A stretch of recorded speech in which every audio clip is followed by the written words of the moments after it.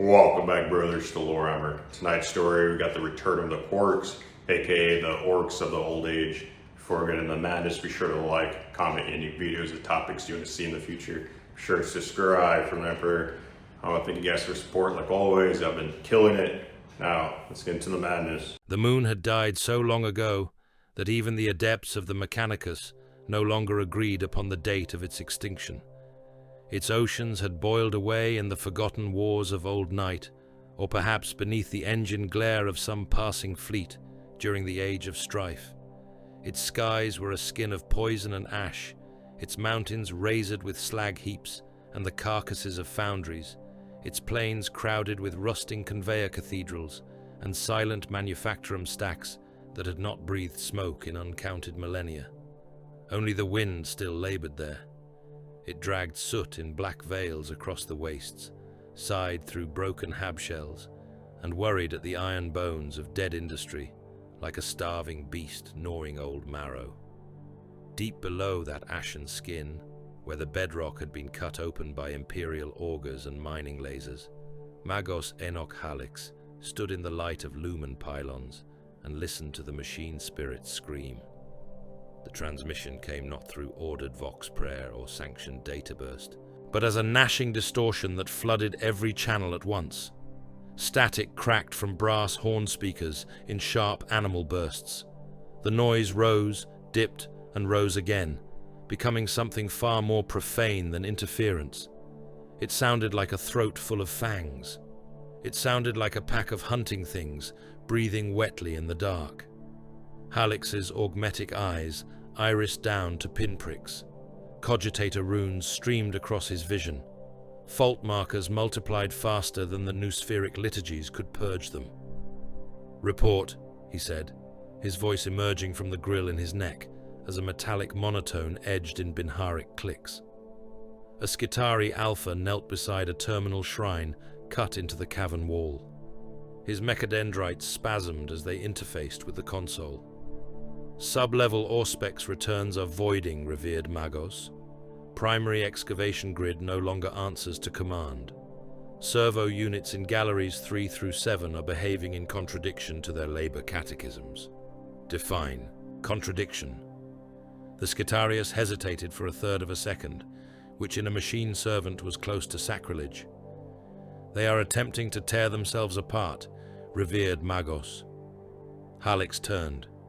Down in the excavation pit, where the dig teams had bitten through strata older than most human cities, the servitors were indeed convulsing. One heavy lifter struck its own skull against a rock face again and again until its cranial casing split and clear preservative fluid ran down the stone in glistening ropes.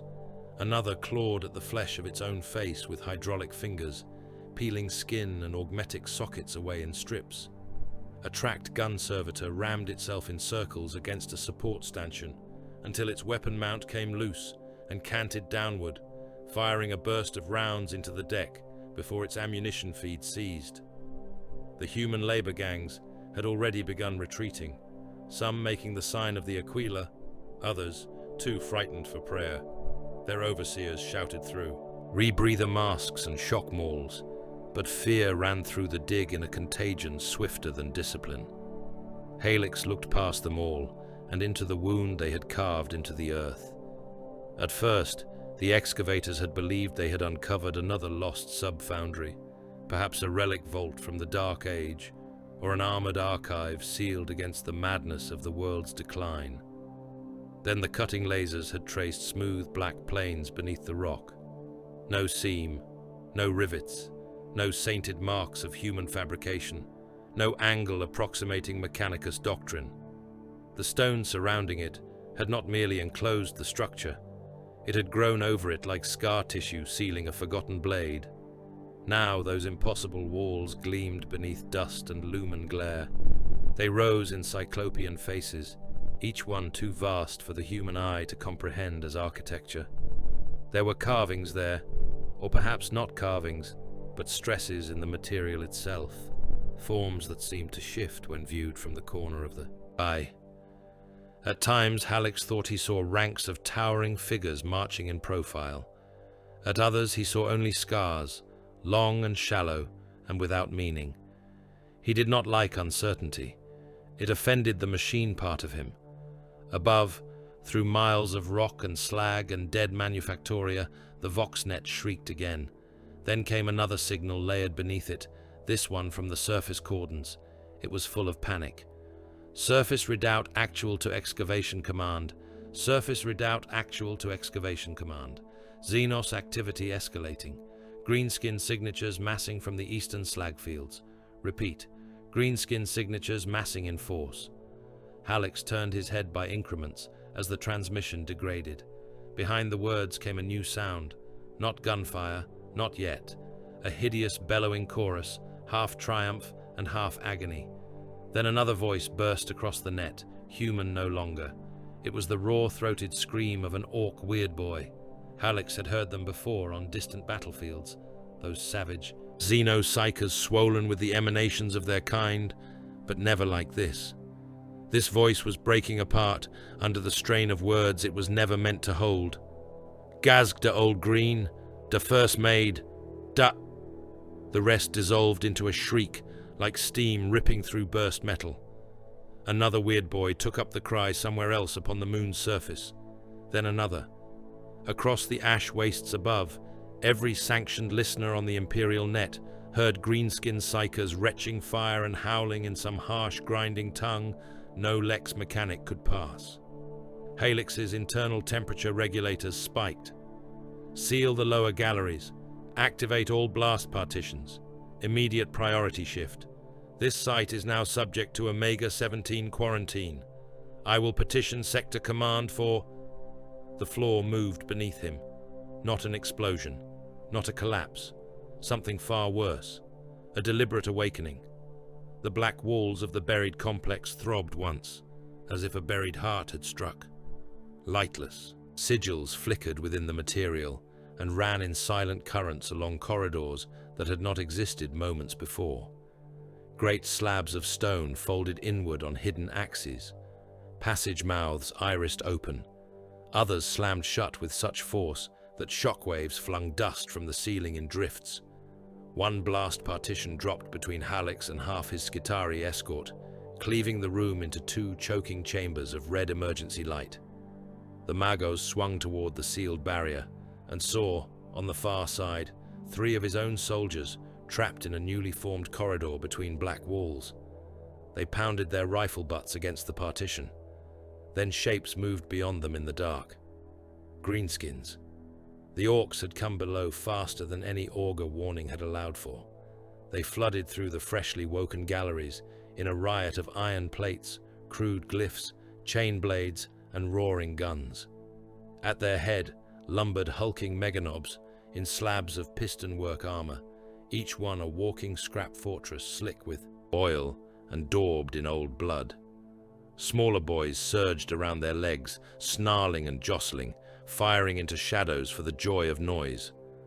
A pain boy stalked behind them with a mask of hooks and rusted surgical blades, dragging a sack that bled. And over all of them rose a voice like an artillery barrage given laughter. "Move, you runty gits!" bellowed Dregbad Skullcrumper as he hammered down the corridor, massive even for a Goth, his jaw iron-capped, his shoulders hidden beneath trophies of welded armor and dangling finger bones. "The biggest shiny bit in this hole is mine. Any git touches it, I'll stomp his skull flat." At his side clanked Mogrok Sparkskull, the big mech, cackling through a grill of copper fangs.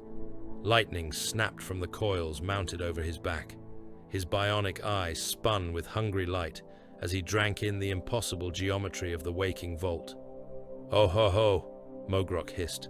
Boss, look at this place. This ain't humy. This is proper old, proper mad. Bet it's got guns what scream. Bet it's got shields. Bet it's got zoggin' big shiny bits." Dregbad backhanded a lesser orc so hard the creature spun into the wall and broke its neck with a crunch. "Den stop gorpin' and nick it." The trapped Skitarii on the far side of Halix's barrier opened fire. Galvanic rounds shredded the first rank of orcs in sprays of dark blood and splintered bone. One boy lost the lower half of his face and still stumbled forward, trying to bite through the ruin of his jaw. Then the meganobs hit the line. Power claws tore men in half.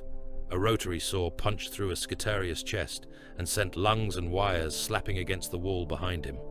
The pain boy waddled in after them, delighted, harvesting pieces even before the bodies stopped twitching. Hallex watched in perfect silence as his soldiers died. Emotion was an impurity, but something old and organic lurked beneath his doctrinal calm. It tasted of helplessness. He turned back to his own chamber and found that the excavation pit had opened further. What they had taken for a vault antechamber was merely an outer skin. Beneath it lay a monumental hall descending into darkness, its steps broad enough for titans, its walls lined by faceless monoliths that might have been warriors or kings. At the far end stood a single upright sarcophagus of black-green material, immense and seamless, cabled into the architecture like an organ fed by veins. It had no shrine marks, no liturgical warnings, no visible locks. Yet it emanated authority so absolute that the human workers nearest it had already thrown themselves flat on the deck without knowing why. A low keening spread through the air. The lumen globes burst one by one.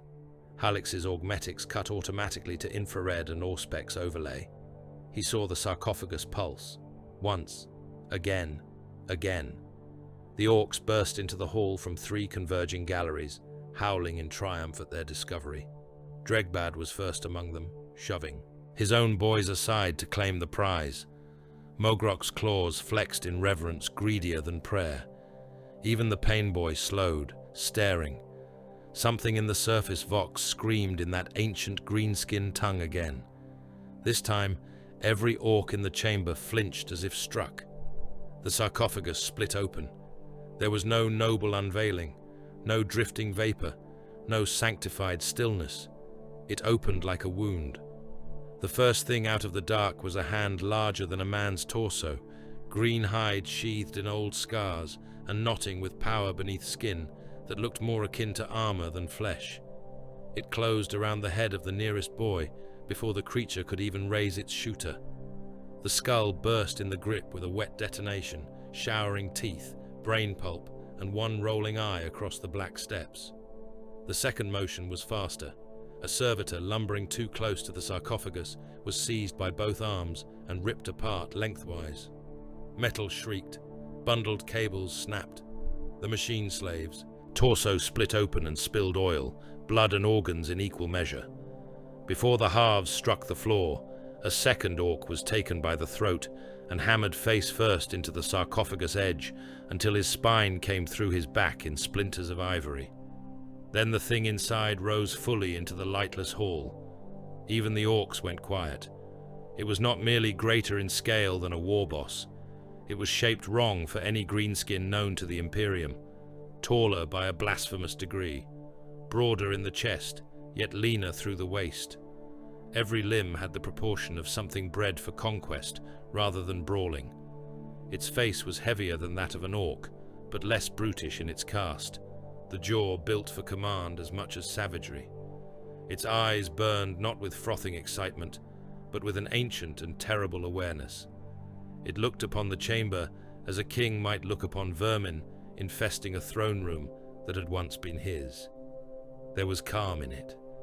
That was the worst of all. Orcs were never calm. They could be cunning in their fashion, patient in ambush, or practical in cruelty, but never calm. Never possessed of that cold, measuring stillness that belonged to predators too certain of their own superiority to waste motion. The giant stepped from the sarcophagus. The black floor creaked beneath its weight.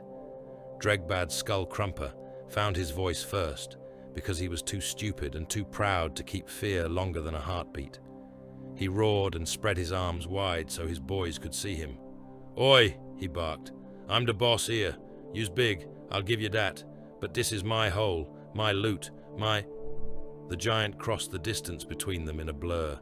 One hand closed around Dregbad's skull. Not the face, the whole skull. Fingers sank into iron plates, hide and bone alike. The warboss managed one choked grunt before the grip tightened. There came a sound like a shell casing crushed beneath a tank track. Dregbad's head collapsed in the giant's fist. Blood sheeted down over the immense green knuckles in hot streams, flecked with grey matter and shards of tusk. The corpse did not even have time to fall.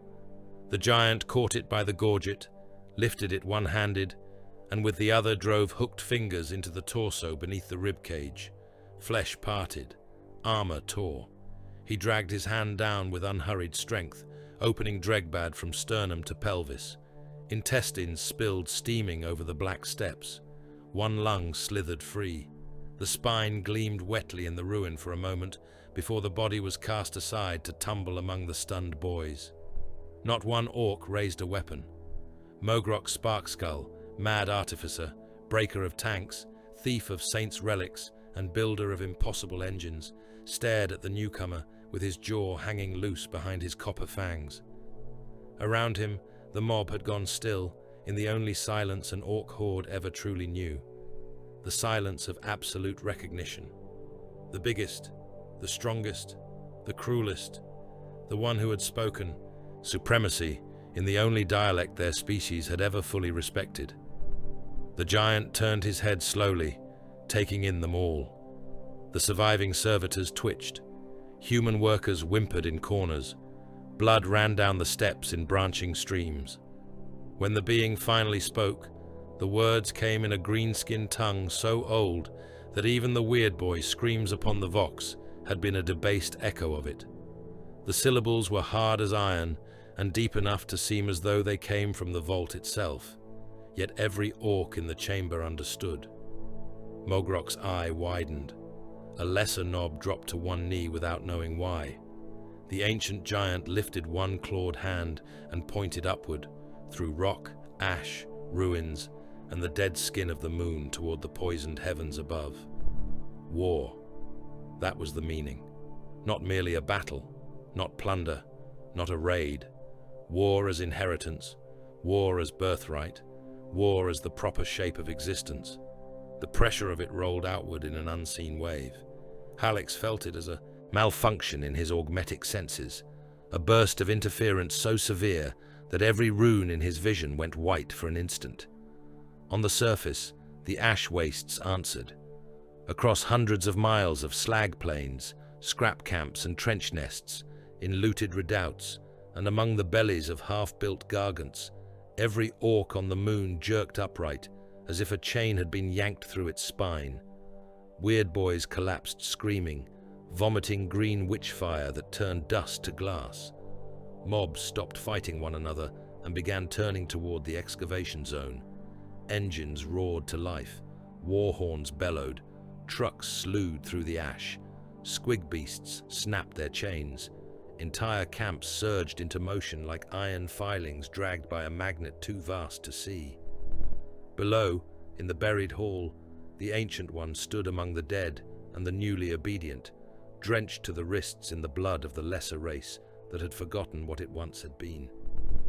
Then the first of the boys thumped his chest and howled. Another joined him, then another. The cries spread through the vault, rolled up the galleries, and burst from the excavation pit into the ash-choked dark above, until the dead moon itself seemed to shake with it. The tomb beneath the wastes had opened, and the green-skinned species, crude, debased and numberless, had just heard the voice of its first true master. By the third night cycle after the tomb had opened, the moon no longer belonged to its scattered mobs and scrap kings. It belonged to a will. The ash wastes churned under columns of marching orcs.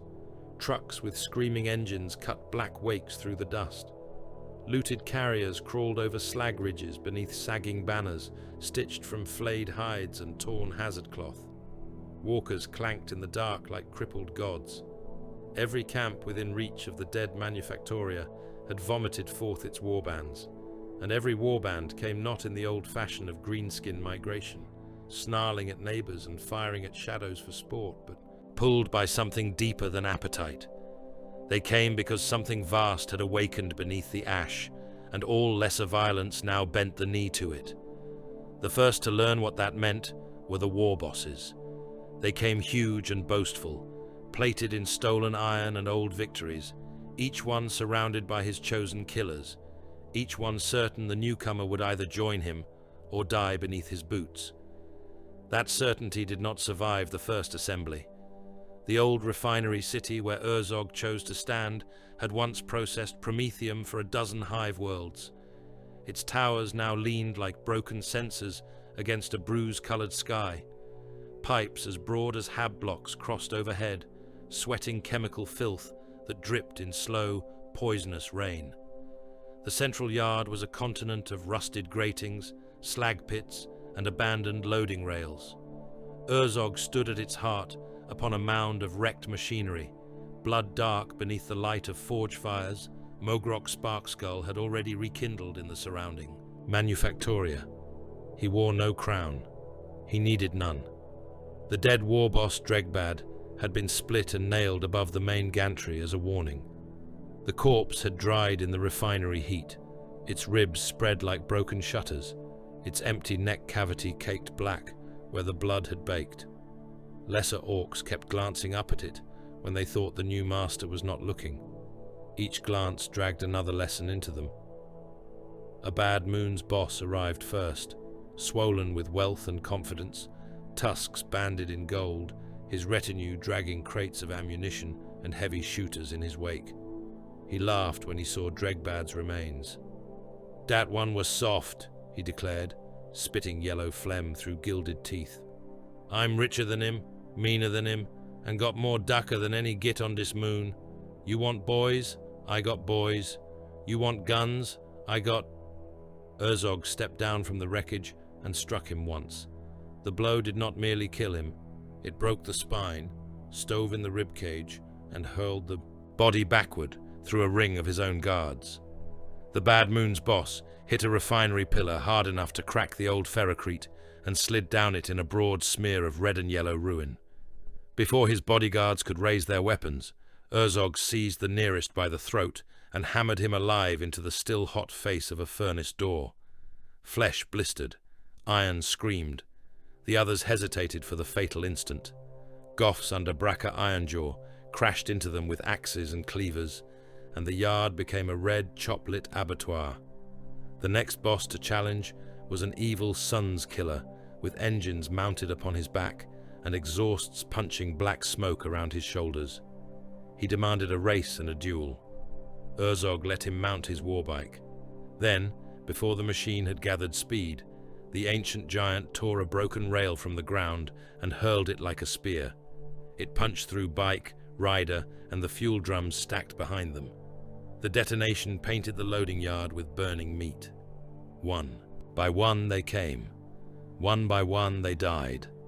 A snakebite chief on a horned squig beast had his mount's jaw ripped loose and was forced alive into the creature's bleeding gullet, while the beast thrashed and choked around him. A Death Skull's robber lord, who boasted that he could steal WAAAGH's own teeth, was dragged to a gantry by chains through his cheeks and left hanging in strips from the high iron as carrion birds tore at his eyes. A Blood Axe's commander tried cunning instead of challenge and sent hidden shooters to take WAAAGH in the back. WAAAGH named the attempt before the first shot was fired. His killers emerged from concealment, already expected, and died beneath waiting blades. Their boss was not slain immediately. He was delivered to Mogroch's workshops, screaming and fed, limb by limb, into the maw of a roaring mech forge, while the gathered boys watched his armor melt around him. The lesson was made plain in every dialect of pain. There would be no coalition, no bargain, no fat, squabbling congress of warlords. There would be a master, and there would be war. Mogroch Sparkskull had seen much in his years of looting battlefields and building mad engines from the bones of things he did not understand. Yet even he watched WAAAGH with a fascination that bordered on reverence.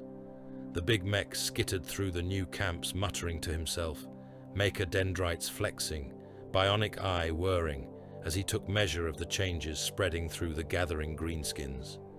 They were subtle at first, at least to any eye not born for scrap and slaughter. A boy who had been broad became broader, the cords of his shoulders drawing tight as bundled chain. A knob who had once relied only on bulk began placing his mobs with ugly, instinctive sense, shoving the hardest lads toward the breach points and the faster runts toward flanking tracks without being told why. Mechs who had spent their lives building trucks, guns and walkers from appetite and guesswork found themselves scratching new forms into soot and steel plate, taller engines, heavier joints, power transfer arrays they could not have explained even by Orc standards, yet which their hands insisted were right. Mogrock squatted beside one such design, hammered into a sheet of plating, and clicked his copper fangs together. "I didn't think that," he muttered, "but I know it. I know where the pistons go. I know where the smashy bit sits. I know it'll walk too. Walk and stomp and spit fire out its guts." He looked toward Herzog across the refinery yard and felt his own grin fade. The new master was not merely ruling them. He was pulling something upward inside them all. Skabrot made the truth uglier. Before Herzog's coming, Skabrot had been just another half-mad weird boy tied in chains whenever the mobs marched and beaten senseless, whenever the charge within him grew too loud. Now he had become a thing of terror, even to orcs. His skull had swollen beneath his hide until the veins across it glowed a sickly green. His teeth chattered with voices not his own. He bled from nose, ears and tear ducts whenever he came within sight of Herzog, and the dust around his feet sometimes smoked as if scorched by unseen lightning. He capered through the refinery camps shrieking prophecies. Boys threw scrap at him until they saw Herzog listening. Then they fell silent. "Green stars," Skabrot howled, clawing at his temples. "Green worlds. We was kings before dar little times, before dar little fights, before dar little minds, big wars, proper wars, sky choked with iron, whole suns black from ships, green empires, green empires." His head snapped back. Fire leaked between his tusks. For a heartbeat, his shadow on the gantry wall did not resemble that of any orc alive, but some taller and crueler thing crowned in war. Then he collapsed, gibbering, and had to be dragged away by chains before the pressure in him burst nearby grots into wet lumps. Herzog watched it all without mirth. The ancient giant took no pleasure in the undisciplined frenzy of common mobs. He tolerated it only where it served the next killing ground. Within a handful of days, he had begun hammering the clans into function with a brutality no lesser war boss could have maintained. He did not dissolve their identities. He weaponized them. The Goths he marked for the line break, giving them the thickest armor, the hardest melee work, the first right to storm bastions and trench lines. Braka Ironjaw became their butcher champion, a slab of scar, chain and iron jaw plate, who enforced Herzog's will with a maul made from a tank ram and the femurs of murdered nobs. The evil sons he flung into outrider columns under Nazgrim Burntread, sending them racing through the ash deserts to circle, raid, burn and return before the enemy could wheel guns to answer. Their camps became rivers of revving engines, fuel theft, scorched tires and speed-crazed ritual. The death skulls he put to battlefield salvage, and corpse scavenging, every wreck and ruin stripped bare before the smoke had left it. Under Herzog's stare, even their theft became productive. They no longer looted merely for boasting rights. They looted with purpose, delivering armor plate, ammo feeds, reactor parts, and field generators straight to Mogrock's expanding forge domains. The snake bites he set over squig pens, beast lines, and the foul spore grounds where future mobs would breed out of rot and blood. Under them, the dead moon's poison flats became green nurseries of war. The blood axes he tolerated for their sneaking ways and sent into the dead Hab sectors and old Imperial tunnels, where their Kunin could gut supply lines before the main horde ever showed itself. The bad moons he gave the heavy guns, and woe to the artillery boss who wasted shell and powder for noise before the signal to fire. The result was not order in any human sense. It was worse. It was orcish appetite given direction. Magos Enoch Halix understood that before most of the Imperium did, but by the time his fragmented transmissions pierced the interference choking the moon, the change had already begun spilling into murder. Data bursts reached nearby garrisons in torn pieces. Fractured Auspex returns, casualty slates, picked captures of orc camps arranged in concentric kill zones around active forges, grainy images of gantries draped with split torsos, and of towering silhouettes moving among assembled mobs with the measured pace of executioners. The first patrols sent to investigate did not return. Then, in the eastern ash deserts, a Steel Legion recon column found what remained of the second. The chimeras had been flensed. Their armor plates were gone, their tracks stripped, their engines removed with ugly but competent precision. The hulls rested on the sand like gutted animals. Their crews had been nailed upright against the bare metal, with sharpened lengths of their own rib bones driven through lungs, shoulders, and jaws. One sergeant still lived when the relief force found him. His eyes had been taken. His tongue hung from a staple of iron through his lower lip. When the Medicae leaned close enough to hear, he whispered through a throat flooded with blood. "They waited," he said. "They let us see them. Then they came from where there was nothing." He died before naming numbers. Commissar Halbrecht Voss saw the bodies himself. He was a hard man, even by the standards of the Astra Militarum, lean as a bayonet, greatcoat grey with ash, cap peak blackened by dust and engine soot. His face looked carved rather than grown, as if disapproval had shaped the flesh over years of war. He had executed men for less than panic, and watched companies die without allowing pity to interfere with doctrine. Yet when he walked the line of opened chimeras and saw the artistry of the butchery, he felt something colder than fear take root in his chest.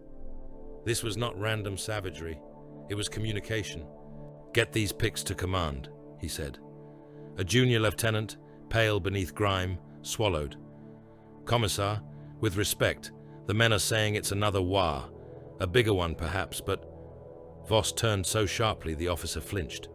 "No." The single word landed like a shot. "No," he repeated. "A common greenskin horde wastes time on spectacle for its own sake. This was done to sever our confidence, to show reach, to show that withdrawal routes, recon doctrine and armor screens mean nothing to an enemy studying us, even as it tears us open. Tell your men the truth if you must. They are not facing a louder breed of beast. They are facing a beast that has learned to think like a conqueror." He did not know then how correct he was. His certainty came upon the fourth day, when outpost Helios went silent. Helios had been a hard point in the old ash routes, half watch fort, half fuel depot, defended by mine belts, prefabricated walls, Hydra batteries, and enough Steel Legion armor to blunt most raiding forces. Voss was there in person, inspecting morale, when the Auspex stations began reporting engine signatures at impossible intervals. Fast contacts to the west, then to the east, then none at all, then movement inside the outer perimeter where no breach had yet been logged. The first explosion took the southern fuel line and blew burning promethium across the wire. Men ran ablaze. Before the alarms had settled into a single proper warning tone, blood axes emerged from drainage culverts and maintenance trenches within the walls themselves, chopping through sentries and opening gates with stolen codes and demolition charges. Evil Sun's warbikes screamed through the smoke a heartbeat later, their riders firing one-handed as they carved lanes for the heavier mobs. Then the Goths hit the main curtain. Voss remembered fragments, a sentry tower collapsing in a plume of brick and body parts. A Chimera commander still half out of his hatch when a power claw removed his upper torso in a red spray that fountained over the glacis. The outer wall filled with greenskins, not in a disordered wave, but in staggered packs, each choosing breaches already softened by infiltrators and demolition. A heavy bolter nest fighting until its barrel glowed white, then vanishing under a pile of climbing bodies and reappearing as a pulped mess of limbs and ammunition belts. He saw, through smoke and burning fuel, the one directing it. Herzog moved beyond the wall breach with no banner and no bodyguard. He did not need them. Wherever he pointed, the orcs obeyed. He halted charging mobs with a single snarl and sent them wheeling toward weaker points. He allowed one lane of defenders to hold because they were funneling men into a kill corridor shaped by collapsed HAB units and burning tanks. He strode through shellfire untouched, seized a fleeing nob by the face, and snapped his neck for trying to attack before the moment was ripe. Voss fired his bolt pistol at him from the parapet. The round struck Herzog's shoulder and chest and blew gobbets of green flesh free. The giant turned his head, looked up through drifting sparks, and for a terrible moment, Commissar and monster regarded one another across the burning yard. There was no rage in Herzog's expression, no froth, no thrill, only contempt, ancient and bottomless. Then a shell burst under the parapet and hurled Voss backward into darkness. He woke amid wreckage outside the fort, dragged there by 2 surviving troopers and half buried beneath chunks of ferrocrete. Outpost Helios was already dying behind him. Flames climbed the walls. Orc silhouettes moved against them, hauling guns inward and Imperial dead outward. Over the roar of fire came other sounds: hammering, welding, laughter. The greenskins had not merely taken the outpost, they had started repurposing it before the last human defenders finished screaming. Voss ordered retreat with the blood still running, into one eye. By dawn he was transmitting his report through every secure channel still functioning. His voice remained steady throughout. The Xenos are under singular command. Repeat, singular command. Their assaults demonstrate layered reconnaissance, infiltration, envelopment, and directed pressure against artillery and fuel reserves. Clan distinctions remain present, but subordinated to wider battle purpose. This is not ordinary greenskin behavior. I have observed their leader. Size exceeds known warboss norms by a catastrophic margin. Combat capability extreme. Tactical control absolute. Recommend immediate sector-wide elevation to extinction-level Xenos event. No one in the command chain wanted to believe him. Then the forge harvest began. Under Herzog's oversight, whole manufactoria were gutted and reborn. The moon's dead industries screamed back to life beneath greenskin profanation. Conveyor chapels became lines for stamping armor plate and ammunition drums. Foundry pits became birthing vats for trucks, gun wagons, and stomping idols of scrap metal plated in shrine bronze and tank hide. Proto-gargant frames rose between refinery stacks like the skeletons of iron colossi, their limbs suspended by chain cranes, while grots swarmed over them with rivet guns and welding torches. Human captives were worked until they dropped, then rendered into grease, feed, and warning displays. Mogrok Sparkskull stalked those infernal works in shrieking delight, his sketches becoming steel, his steel becoming engines, his engines becoming the beginnings of a war no world nearby would weather unscarred. And always Herzog walked among the furnaces. He watched the clans become tools. He watched the boys swell. He watched the mechs remember things they had never learned. He listened to Skabrot babble of ancient crusades beneath green suns and did not deny him. When a boss grew too proud, Herzog fed him to the works. When a mob fought out of place, he butchered its leaders and set the survivors to harder labor. He made pain instructional and violence productive. By the end of the first great harvest, even the most thick-skulled knob understood that the old way of being biggest by noise alone had died with Dregbad on the gantry. At last, when the moon's foundries blazed day and night, and its camps had become the anvil head of a rising empire, Herzog climbed the highest refinery crown and looked into the void. The sky above was a dead thing, ash-veiled and star-choked, yet through the poisoned dark he sensed the greater hunt beyond. Not one world, not one hive, not one season of slaughter.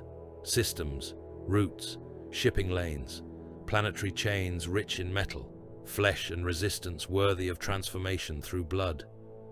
Mogrok came to stand below him, twitching with fresh designs. Skabrot crouched farther back, bleeding from the eyes as he whispered to ghosts in the WAAAGH. Around them stretched the hosts of the moon, now larger, harsher, and more focused than those that had first answered the call. Herzog spoke, and the nearest orcs fell silent to hear.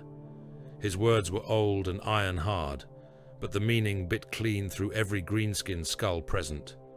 They were broken, all of them, crude descendants of a greater making, shrunken in purpose, wasteful in victory, faithless to the true shape of war. He would cure that. He would make them worthy again.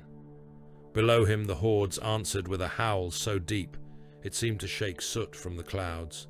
Above, beyond the dead moon and the poisoned dark, lay a sector's worth of prey. Herzog the First made bared his tusks to the stars, and the age of lesser war came to its end.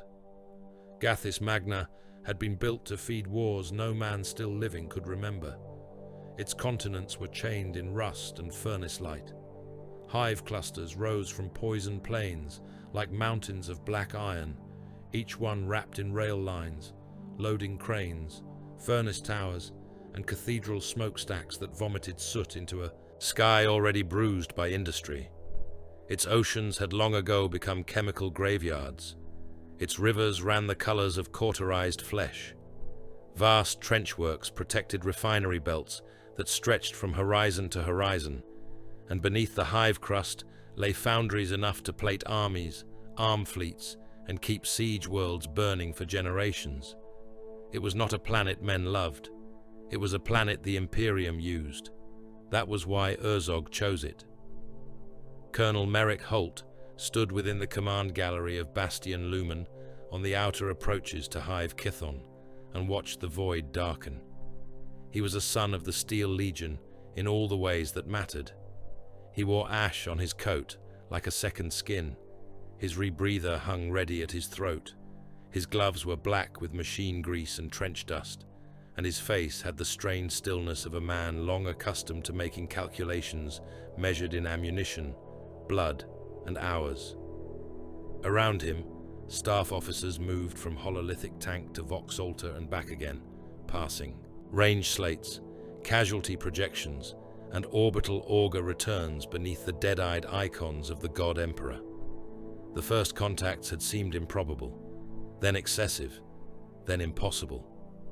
Asteroid hulks broke from the outer dark in clotted masses, their surfaces plated over with scavenged armor, engine banks, gun decks, and obscene greenskin glyphs painted in light that burned like forge coals.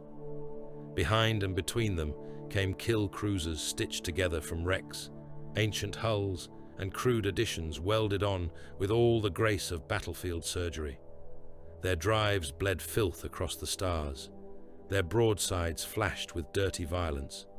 Defense monitors engaged them at long range and died in blossoms of vented atmosphere and atomized steel. The command pit filled with the low chant of officers calling fire solutions and shield statuses. Holt listened to it all and understood at once that the orbital war had already begun slipping away. Report. A naval liaison, his face lit, corpse blue by the hololith, swallowed before answering. Enemy mass exceeds previous Orc incursions by unacceptable margin, sir. They are not dispersing under Lance pattern correction. They are using the hulks as moving ablative screens. Of course they are, Holt said. He did not raise his voice. Men heard him anyway. Through the command vault's armored oculus, the first teleporter strikes flared against the cloud cover. Green lightning speared downward through the shielding envelope, ripping holes where no holes should have been. For one impossible moment, the void shields over the hive shuddered with internal detonations rather than external impact. Then picked feeds began dying. A defense battery vanished in a bloom of white fire and flying masonry. A water reclamation bastion on the southern shelf sent one last broken signal, showing greenskin silhouettes materializing inside the shield line amid screaming engine sears and severed cable bundles. Macro platforms over. The Western Oceans ceased reporting one by one. The sirens began. Not long after, the sky opened. Mass landings came down across several continents at once. Drop masses the size of cathedrals screamed through the soot clouds, trailing fire and molten fragments. Some were little more than armored asteroids dragged by brute engines and bad intent. Some were purpose-built carriers, vomiting battle wagons, mobs and artillery batteries before they had even fully settled into their impact craters. Others burst apart on descent and rained gargant components over the plains in avalanches of iron limbs, weapon housings, reactor guts, and howling greenskins.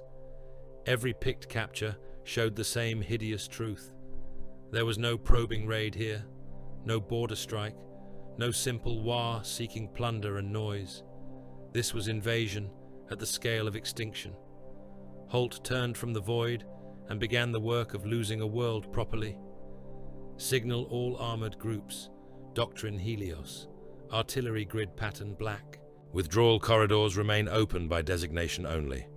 If a line cannot be held, it bleeds and moves. No static heroics. We buy depth, not glory. A captain saluted with visible effort. Rear guard allocations, sir?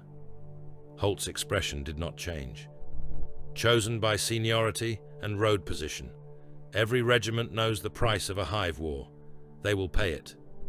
Orders rippled outward. Chimera columns roared into prepared lanes between minefields and ferrocrete bulwarks. Basilisk batteries began ranging the ash flats.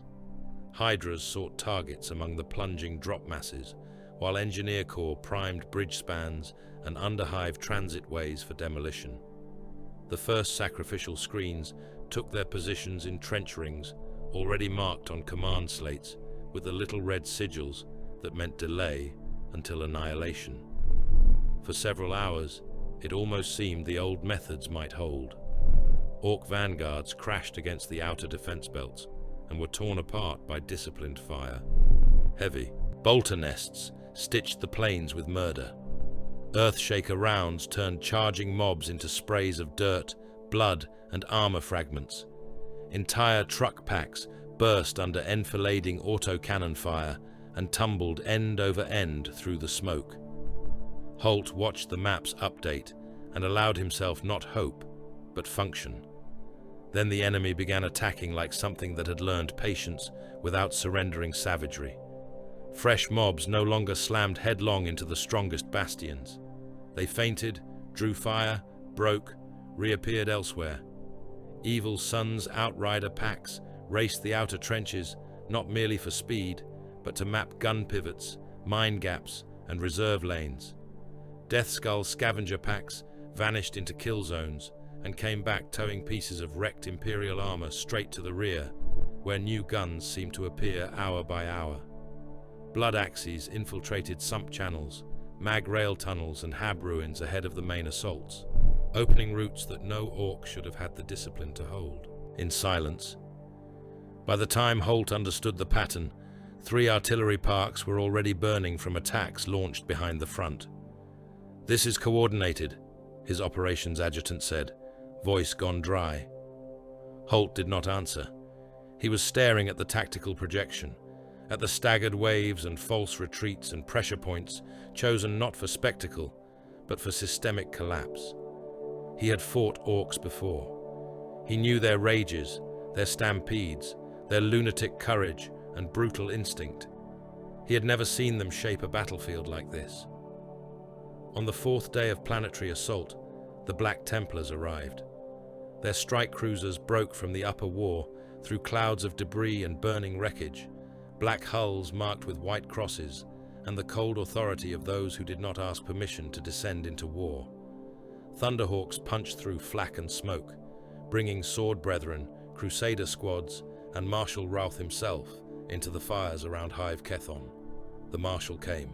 To Holt's command vault in battle plates scarred by recent impacts, a giant among men, tabard dark with ash and oil, his helm locked beneath one arm. He was a hard, severe thing made flesh, his face lined by old vows and lit by the killing fire of faith. "You have held," Routh said. "We have delayed," Holt replied. There is a difference. There is none before the Emperor. For a moment they stood over the hololith together, mortal officer and Adeptus Astartes commander, both measuring the same ruin by different creeds. Holt indicated the shifting green fronts. They do not fight as they should. Routh's gaze narrowed. The greenskin requires no permission to be cunning. No, but this goes beyond cunning. See here, bait attacks against the shield pylon corridors. Here, false breakthroughs to draw our armor reserve off the east shelf. Here and here, assault densities calibrated to force evacuation into lanes already compromised. Routh studied the display in silence. At last he said, "Then we will cut out the mind that directs the beast." The Black Templars struck like a spear of black iron driven by wrath. Land raiders and rhinos ground through the burning districts. Assault squads descended amid smoke and shell bursts. Chainswords revved. Flamers washed Hab avenues in purging fire. Where common mobs would have broken before the thunder of Adeptus Astartes' attack, these orcs gave ground in measured bands, luring the crusading brothers deeper into districts already marked for collapse. Whole Hab blocks detonated after the Templars entered their shadow. Kill lanes opened from hidden gantries where looted guns had been emplaced behind stacks of dead and scrap. Meganobs countercharged where the advance had narrowed, taking losses gladly if it meant stalling the spearhead for a heavier blow. Routh himself tore through them with a power sword that left crescents of white death in the smoke, but even he saw the pattern. This was not the crude exuberance of ordinary greenskin war. It was a butcher's geometry. Above and around that geometry, Urzog fed the war with terror. Water recyclers fell first, not by random bombardment, but by deliberate seizure. Defense picks later recovered showed clogged processing towers stuffed with human bodies until the intake pumps shredded them into red slurry. Entire Hab spires were shelled at their structural joints, so they collapsed not outward into empty districts, but inward upon refugee masses and evacuation roads. Captured defenders were butchered in full view of the next line, skinned alive from shoulder to hip, nailed to tank hulls, or hung in rows from conveyor arms so that their own comrades had to advance beneath the swinging drips of blood and viscera. The population of Hive Cathon began to break before the walls did. Refugees flooded the lower transit ways, carrying children, relics, fuel canisters, and whatever food they could snatch before the next siren. Then the shelling found those roads as well. What emerged afterward were not orderly human columns, but stumbling tides of soot-black survivors caked in blood not always their own. In the manufacturum belts beyond the main hive walls, Mogrok Sparkskull's workshops multiplied like rot. Grots ran knee-deep through blood, sump water and machine lubricant, hauling track assemblies, reactor coils, flensed armor plate and amputated limbs out of still-burning wreckage. Battle wagons rolled from those infernal lines, with Imperial Aquilus still half visible beneath crude red paint. Gun wagons were fitted with cannon yanked from bastion roofs. Half-built idols of stomping iron rose under cranes, while captive laborers were whipped back to work, with cables cut from the engines of their own dead tanks. Every hour brought something new grinding toward the front, not polished, not elegant, but murderous and operational. Then came Scabrot. The weird boy was no longer merely insane. He had become a wound in reality that the WAAAGH kept from closing. He stalked the front amid retinues of lesser psychers, all of them swollen with stolen force, their eyes burning green, teeth splitting as power leaked through their gums in hissing tongues of witchlight. Imperial snipers tried to kill them, and often succeeded. It changed nothing. One would fall with his head blown open only for the energy in him to erupt outward and race into another, making that one scream, swell and burst in turn. Where Scabrot pointed, trenches ceased to exist. One regiment on the outer eastern shelf vanished in a flare of emerald glare so intense it printed their final poses into a bunker wall as blackened shadows before the concrete itself melted. A line of pillboxes holding for 2 days was turned into geysers of flesh and iron when the Weird Boy choir reached critical agony and vomited a storm of force through the defense works. Men were flung apart in ribbons. Guns sagged into liquid slag. One captain was found afterward fused into the firing step up to his waist, his torso peeled open by pressure from within as if his own bones had tried to escape him. All the while, Holt withdrew when he must, counterattacked where he could, and fed brave men into doomed sectors so other brave men could continue shooting for another hour. That was what command became in wars of this scale. Not victory, not even hope. Arithmetic performed upon the living. By the time Marshal Routh rejoined him near the inner bastions, black scarring marked the Marshal's armor where plasma and claws had found purchase. "The Xenos yield ground to shape ours," Routh said. Holt gave a humorless nod. "Then we stopped giving them useful ground." That counsel would have served before the outer hive belts were gone. The Vox altar crackled before Holt could answer. A shrieking chain of reports spilled across the chamber. Southern curtain breach, western transit fall, Cathedral district under direct attack, contact with Bastion Jericho lost, civilian density in lower wards beyond counting, air support unavailable, ammunition stocks at critical thresholds, and then the final report, delivered by a half-strangled officer over a channel full of gunfire. "He is here. No rank, no title, none required."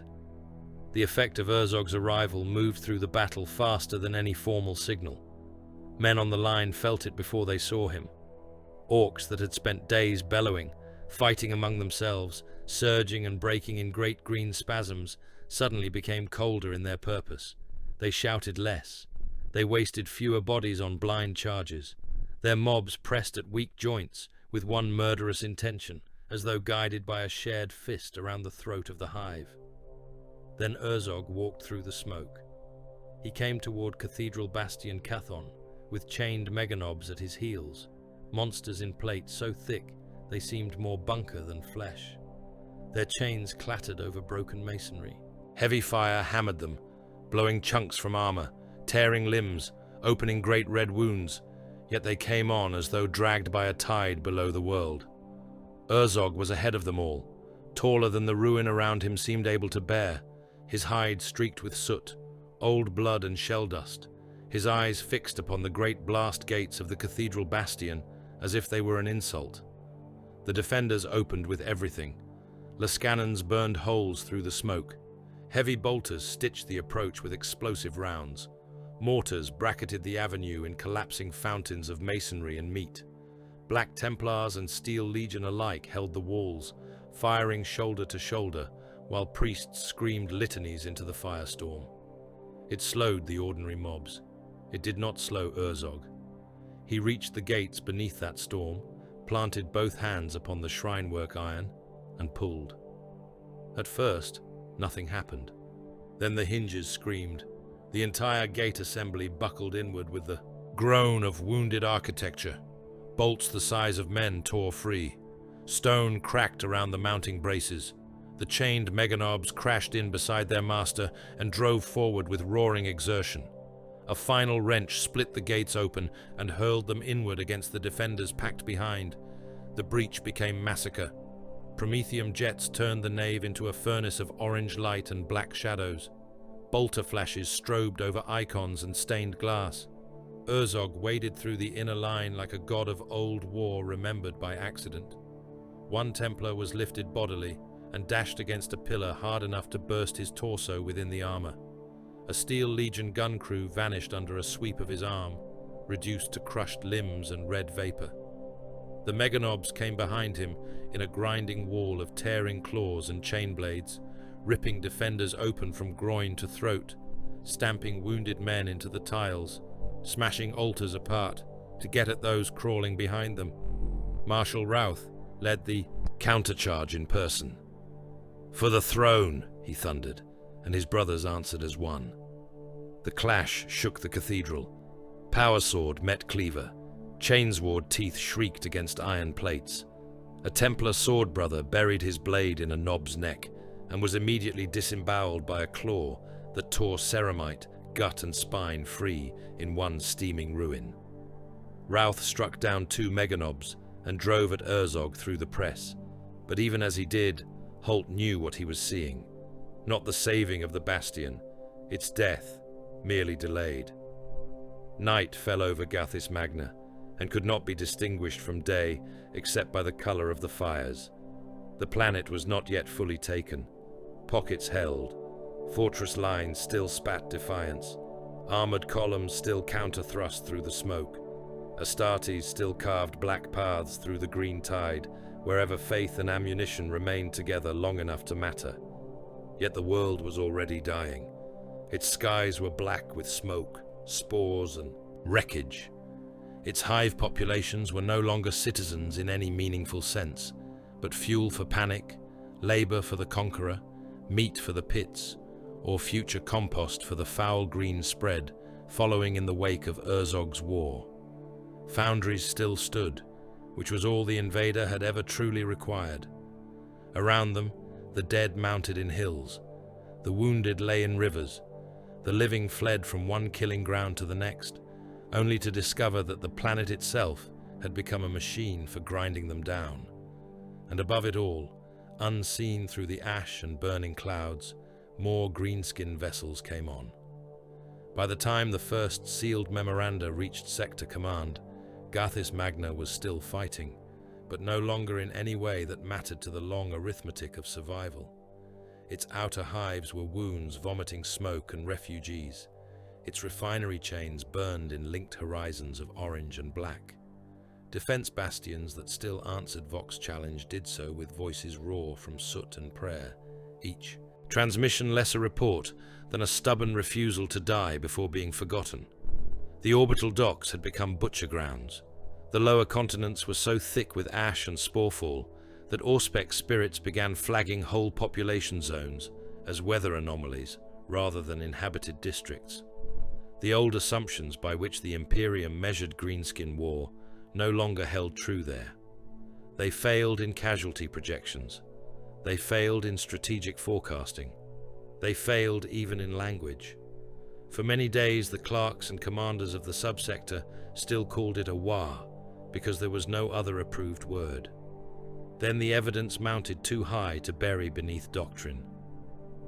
In the command vaults beneath Bastion Primus on Voln Reach, hololithic displays burned night and day with shifting symbols of loss. Red runes spread over system charts. Fleet ledgers updated and broke. Distress cants from worlds far beyond Gathis Magna began to arrive with the same impossible refrain. The orcs were not merely more numerous, they were changing. Lord General Staffia Quill was not a man given to visible agitation. He had survived too many campaigns and too many rivalries for that weakness. Yet the older he grew, the more absolute his hatred of uncertainty became. He stood at the center of the strategium in a coat heavy with braid and service seals, while picked captures strobed around him in hovering panes of killing light. In one, an orc knob rose over the corpse mound of a captured trench line. The creature's proportions were grotesque, even by Xeno standards, shoulders broad as a bunker embrasure, neck almost buried in humped slabs of muscle and scar. It wore armor plates that appeared to have been hammered directly into healing flesh. When it roared, the men before it broke not merely from terror, but from the primitive certainty that they stood before something more final than a war boss. In another, a greenskin walker stalked through the ruins of an ammunition district on Karen Vale. It was too stable in its gait, too clean in its power transfer, too heavily armed for the usual drunken brilliance of greenskin engineering. It should not have existed without a dozen catastrophic flaws. Instead, it advanced through Lascanon fire, while its gunners corrected range with ugly but efficient precision. In a third, taken by a dying servitor skull above the corpse marshes of Gathis Magna, mobs of boys moved beneath bombardment with a cohesion that no standard greenskin behavioral index could explain. They did not cease brawling altogether. They did not stop howling. Yet the packs flowed around craters, wreckage and suppressive fire in ways that suggested instinctive battlefield function rather than raw appetite. Quill stabbed a finger toward the display. "They are Xeno's degenerates," he snapped. "How many times must I hear this same panic dressed in fresh language? Bigger orcs have existed before. Cunning orcs have existed before." Commissar. Halbrecht Voss stood opposite him, gaunt and soot-marked, one arm in a sling beneath his greatcoat. He had not properly slept in many days. That only sharpened him. "With respect, Lord General, these are not isolated exemplars. The pattern is cumulative. Every victory they win under this new master leaves the survivors larger, harder, and more ordered in their violence. This is not a local command phenomenon. It is a species reaction." Murmurs moved through the gathered officers, like rats beneath floorboards. Quill's jaw locked. "A species reaction," he repeated, as though the phrase itself were obscene. Voss did not flinch. "Yes, it was Magos Enoch Halix who made the obscenity harder to deny. The tech priest had survived the tomb beneath the ash, though not cleanly. His left shoulder assembly had been torn and reworked in the field. One of his auxiliary lungs now clicked irregularly with each breath. Black scoring marked portions of his cranial plating where feedback from the tomb systems had burnt prayer scripts into static. He had seen the thing awaken. He had watched it step from the sarcophagus. Ever since, the data of that moment had occupied him like a sacred wound. He stood within a sealed cogitation chapel, half his mind still meshed with noospheric engines, while strips of battlefield telemetry, genetic sampling, psychic echo logs, and excavation fragments spiraled through his vision in layered script. Around him, Lex mechanics chanted formulae, servo skulls drifted, and banks of machine cores clicked over probabilities with insect patience. At length, Halix broke his silence.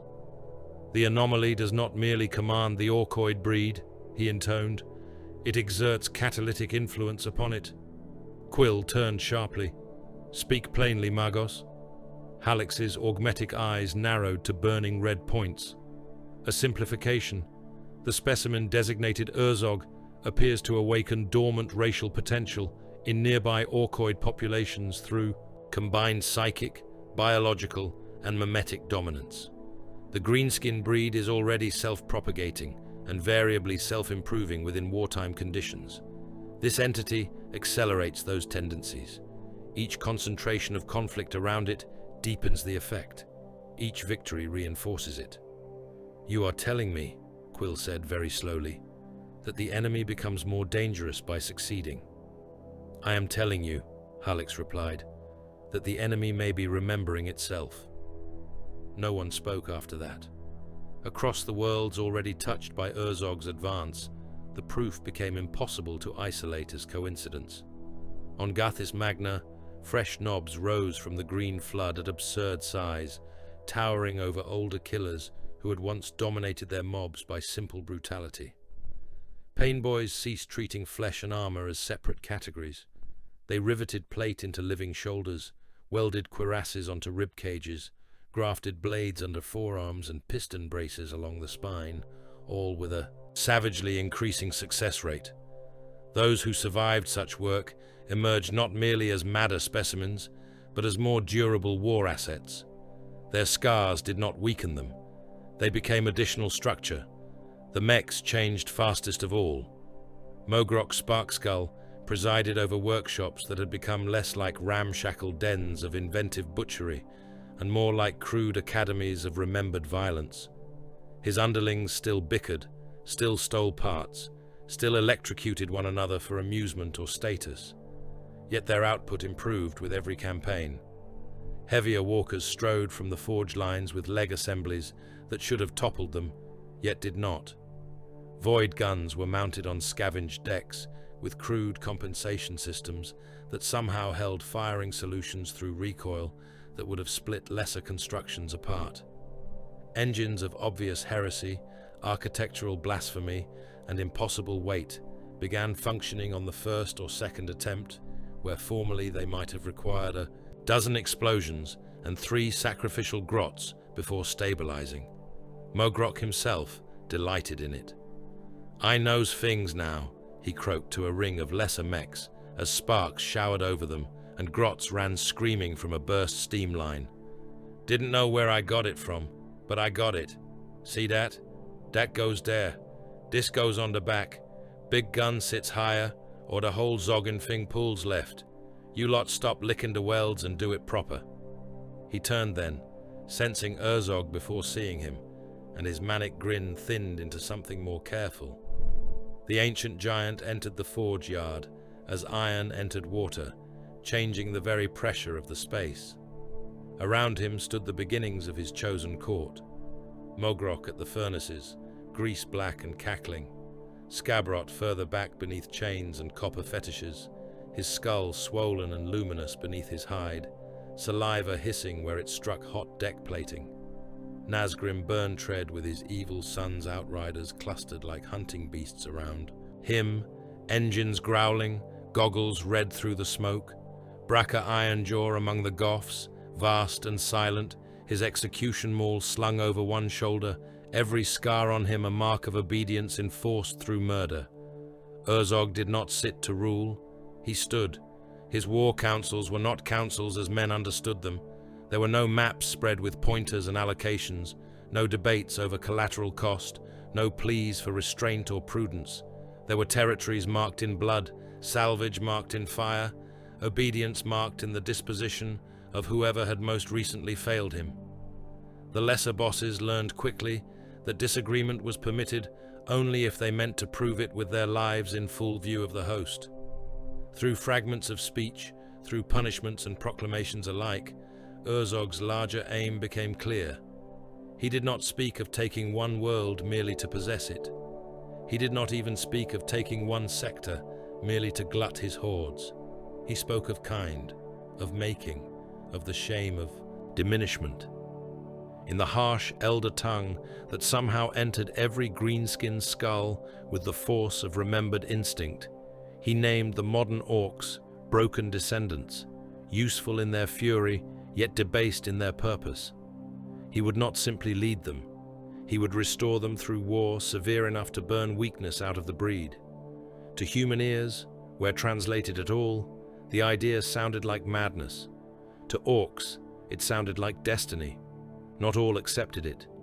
There were war bands for whom discipline, even discipline drenched in blood, felt like insult. They had come to the swelling empire for loot, noise, and the right to punch anything weaker than themselves. To be told where to stand, when to charge, what spoils to yield to the forge lines, which route to raid, and which to leave open for a larger encirclement. These things tasted too close to servitude.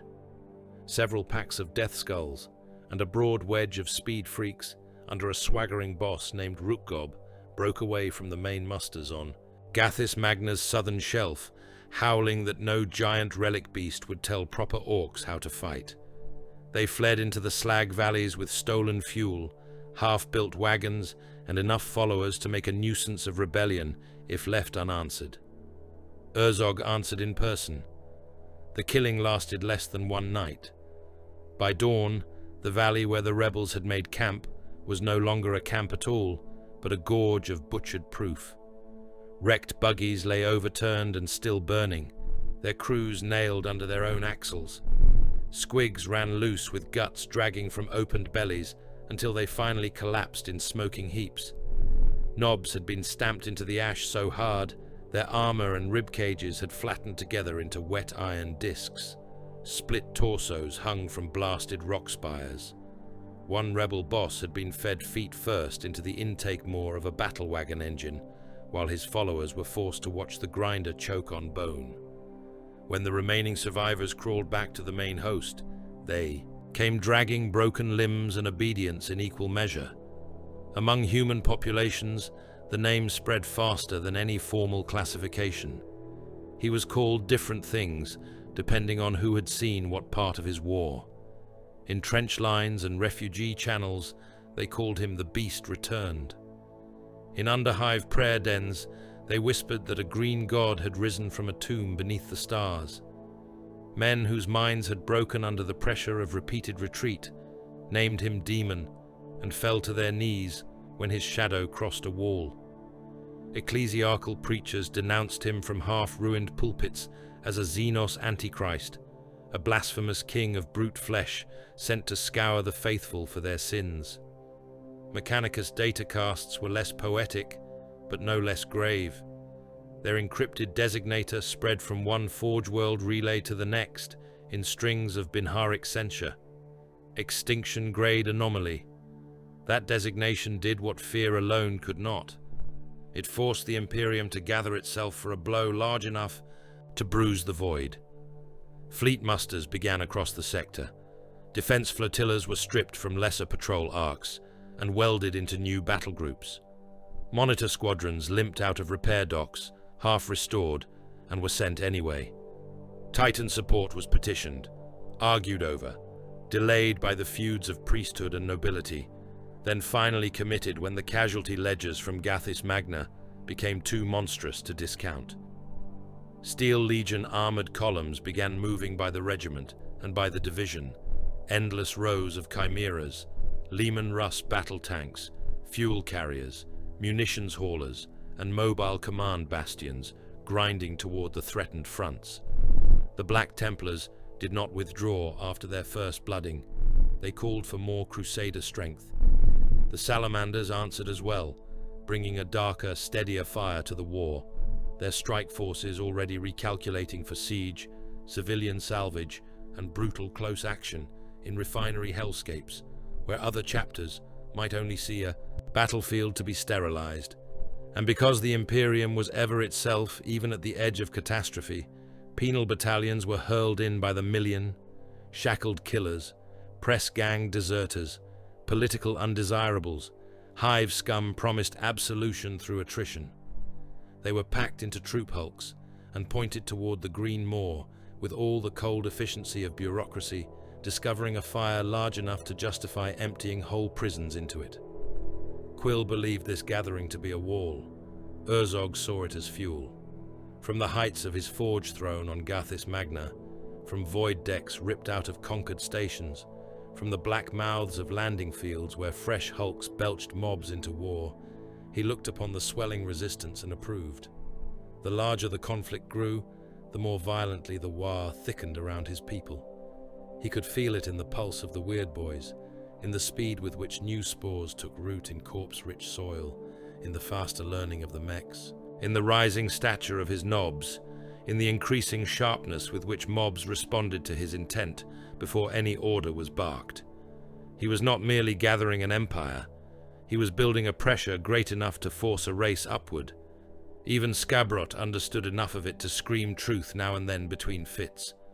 The maddened prophet would hurl himself against his chains, green fire leaking from his nostrils, and rave of old conquests, of suns curtained by iron, of enemies ground into dust beneath hosts who had once known not only how to kill, but why worlds existed for the privilege of being conquered. Don't forget to like, comment, and subscribe. Support really helps. Most orcs only laughed and hit him with bits of scrap until Herzog's gaze turned their way. Then they listened, and sometimes in that listening there came a strange stillness, as though the species itself hovered at the brink of some blood-soaked recollection. Then the answers began. At first, it was stray warbands from neighboring systems, drawn by rumor, instinct, and the pressure in the warp-adjacent skein by which greenskins sensed greatness in their own kind. Then came proper fleets, junk armadas, kill cruisers with banners of rival bosses who arrived ready to challenge, and upon witnessing the scale of Herzog's power, chose instead to kneel or die. Whole moons thick with feral tribes erupted into mass migration. Hulks translated into war space trailing refuse, spores and gunfire. Scrap-world shipyards previously thought too crude to sustain interstellar movement vomited out more vessels under the manic genius of newly emboldened mechs. On strategium maps, the spread no longer resembled campaign arrows.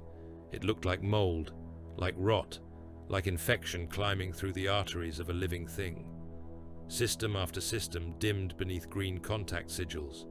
Trade routes frayed. Outlying colonies vanished into static. Listen posts reported impossible energy blooms and then fell silent. What had begun beneath the ash of a dead moon was now answering itself across the sector in a widening chorus of engines, spores, hunger, and remembered violence. The Imperium called it escalation. Herzog called it the first true stirring of his people.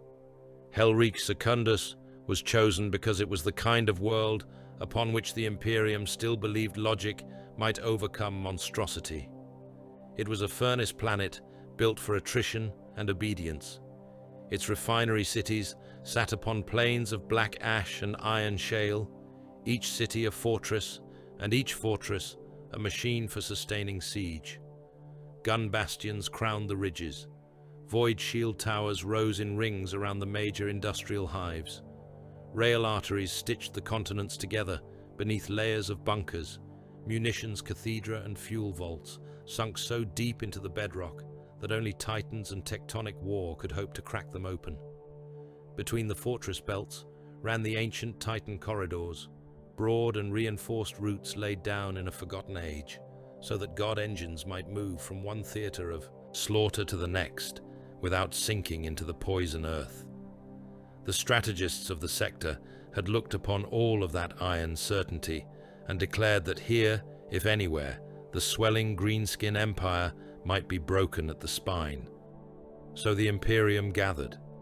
They came in such mass that even the void seemed to groan under the effort of carrying them.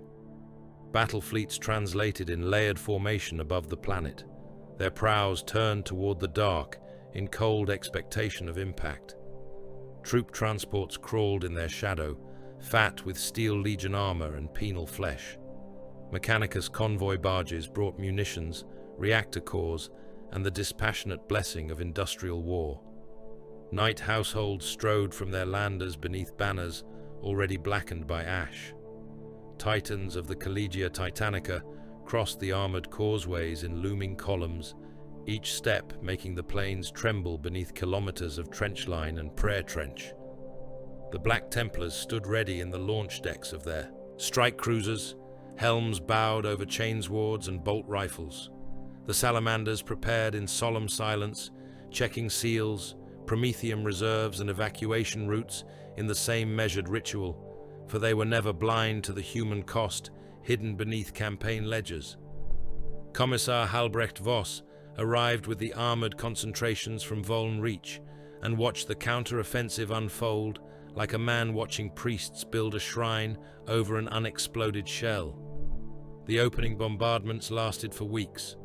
From orbit, lance fire hammered descent vectors and hulk lanes until entire debris fields burned with their own false dawns. In the upper atmosphere, gunships fought through black clouds full of shrapnel, flak, and drifting bodies frozen in the void before being dragged down to the world below in streaks of incandescent ruin. Beneath them, Helicundus answered the invader with every macro battery, missile cathedral, and shielded artillery nest. Its fortress belts could still sustain. Earthshaker fire rolled without pause. Siege mortars shook hab spires to powder. Plasma annihilators burned green wounds through the sky. The plains between the foremost defense rings were plowed so many times by shelling that they ceased to resemble land at all. They became layers of blood, mud, fuel, bone, steel fragments, and the black powder of the planet itself. Still the orcs came. Their landing waves crossed the storms in brute masses, asteroid hulls and kill barges, vomiting down fresh mobs into impact craters not yet cold from the last wave. Gargant limbs fell from the sky, with whole scaffolds still hanging from them. Battle wagons rolled out of half-broken transports before those transports had finished grinding to a halt. Mobs of Goths advanced through shell bursts in walls of iron, while behind them death skulls and grots picked over the fresh dead with obscene efficiency, stripping weapons, armor plate and track assemblies before the blood had finished steaming. The war spread until it had no true front. There were trench wars on the poison flats, where entire regiments died for a few hundred yards of crater lip. There were city fights in refinery hives, so dense with rubble and corpses that men and Xenos alike fought from atop dead mountains made of the previous day's combatants. There were void engagements high above, where crippled ships drifted burning over the planet for hours before finally breaking apart and raining down in pieces large enough to flatten districts. There were titan duels in rad storms, where god engines emerged and vanished through curtains of glowing dust like ancient murder made flesh. Captain Tarek Val of the Salamanders first entered the lower hab belts of Furnace City 9 during the 7th week of continuous battle. By then, the district had ceased to be a city in any civilized sense. Its hab towers leaned broken over streets, clogged by wrecked carriers, collapsed walkways, power cabling and bodies layered so deeply that the dead themselves altered the shape of the avenues. Fire burned everywhere, not in one color, but in many. Promethium orange, plasma white, chemfuel blue, green witchfire, where weird boy pressure had ruptured the air and left reality stinging like a wound. The civilians who had failed to evacuate had become a third landscape between walls and corpses, half-starved masses cowering in maintenance shafts, shrine crypts and sewage channels, while the war moved back and forth over them like a grinding wheel. Val led from the front in the old Salamander's manner, a giant in dark green armor burnished by heat and scored by recent impacts, his cloak black at the hem from soot and blood. He spoke little, but when he did, his words were measured like hammer strokes. Advance by fire and shield, leave no chamber uncleared, mark the living and move them rearward, burn only what must be burned. His brothers obeyed without hesitation. Where the Black Templars cut like a wrathful spear, Val fought like a furnace given discipline. His squads advanced through the hab sectors in brutal method, room by room, gantry by gantry, clearing greenskins from underhive culverts and shattered hab chapels with flame and bolt and hammer. Orcs hurled themselves at them in screaming packs and were met by controlled execution. A knob bursting through a wall with a rotary saw for an arm was checked by overlapping bolt fire until his torso opened in chunks, then finished by Val's hammer through the face. A mob of feral snakebite handlers drove hook-jawed squig beasts down a refugee passage and found it transformed into a blaze tunnel by salamander flamers, beast and handler alike, collapsing together in blackened heaps of split hide and bursting fat. Every advance cost blood.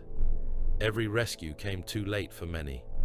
Yet where Val walked, the line held long enough for mortals to breathe and retreat. Far beyond those burning hab belts, the clans of Urzog revealed their full nature. Under his design, the Goths were the mailed fist, smashing the walls and trench crowns by weight of bodies, armor, and unstoppable hatred.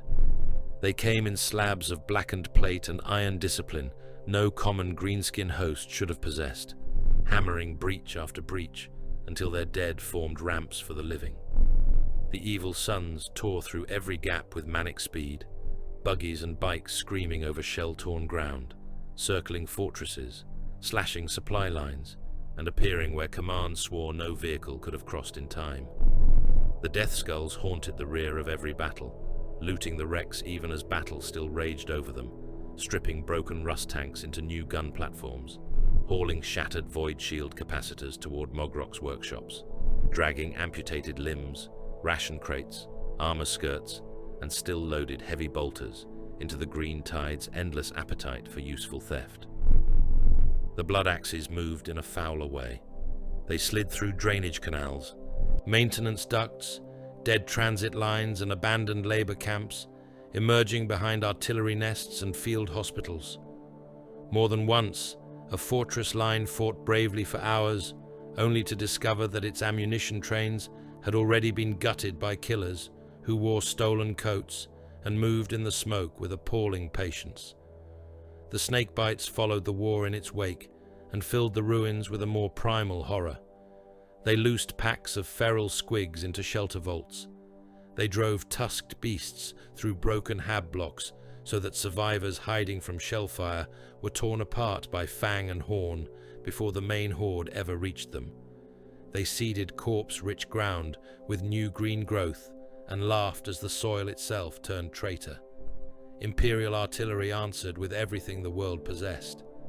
Entire squares vanished under bombardments so intense that the paving stones became red slime beneath them.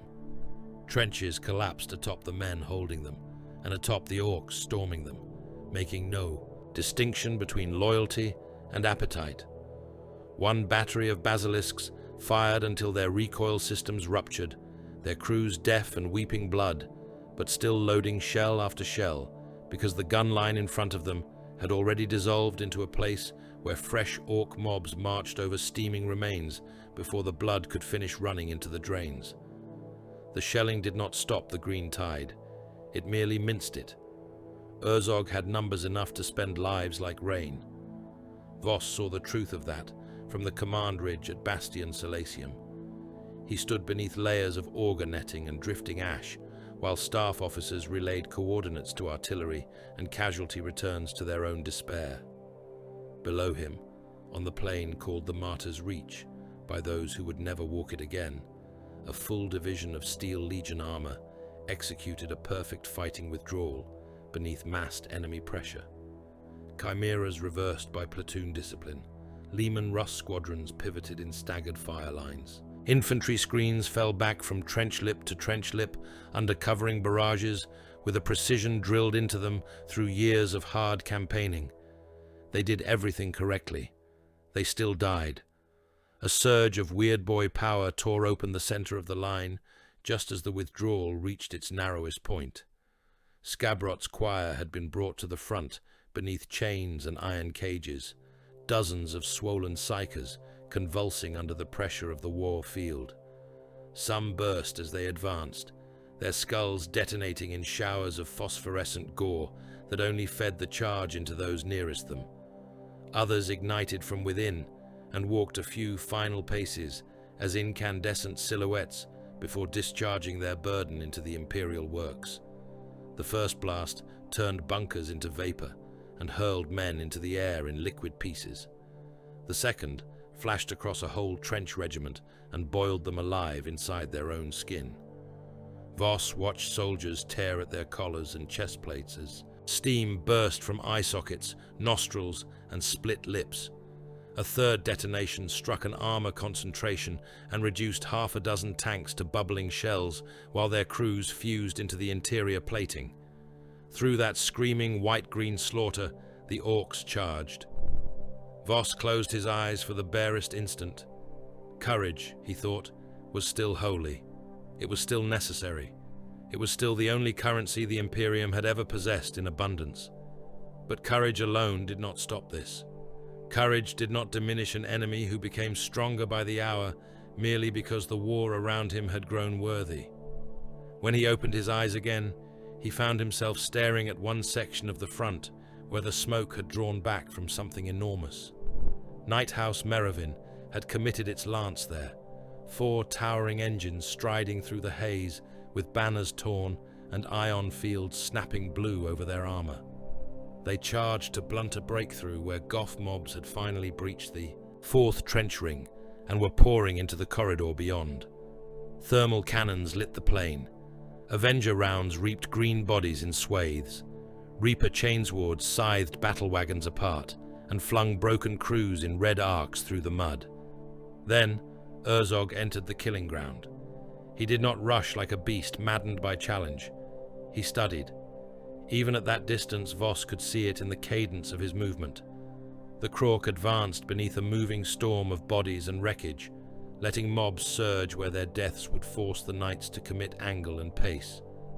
A burning carrier toppled under battle damage, and Herzog used its falling bulk as cover from one thermal blast.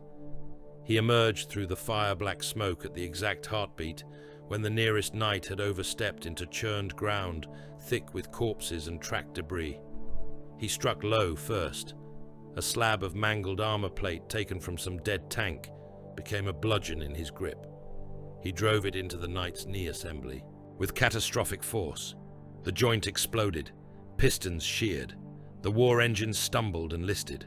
Goth mobs swarmed its flanks, dying by the dozen under stomping feet and defensive fire. But in dying they fouled the stride further, piling bodies and scrap beneath its weight. Herzog climbed the falling giant in 3 brutal movements, tore into the cockpit housing with both hands, and ripped it open.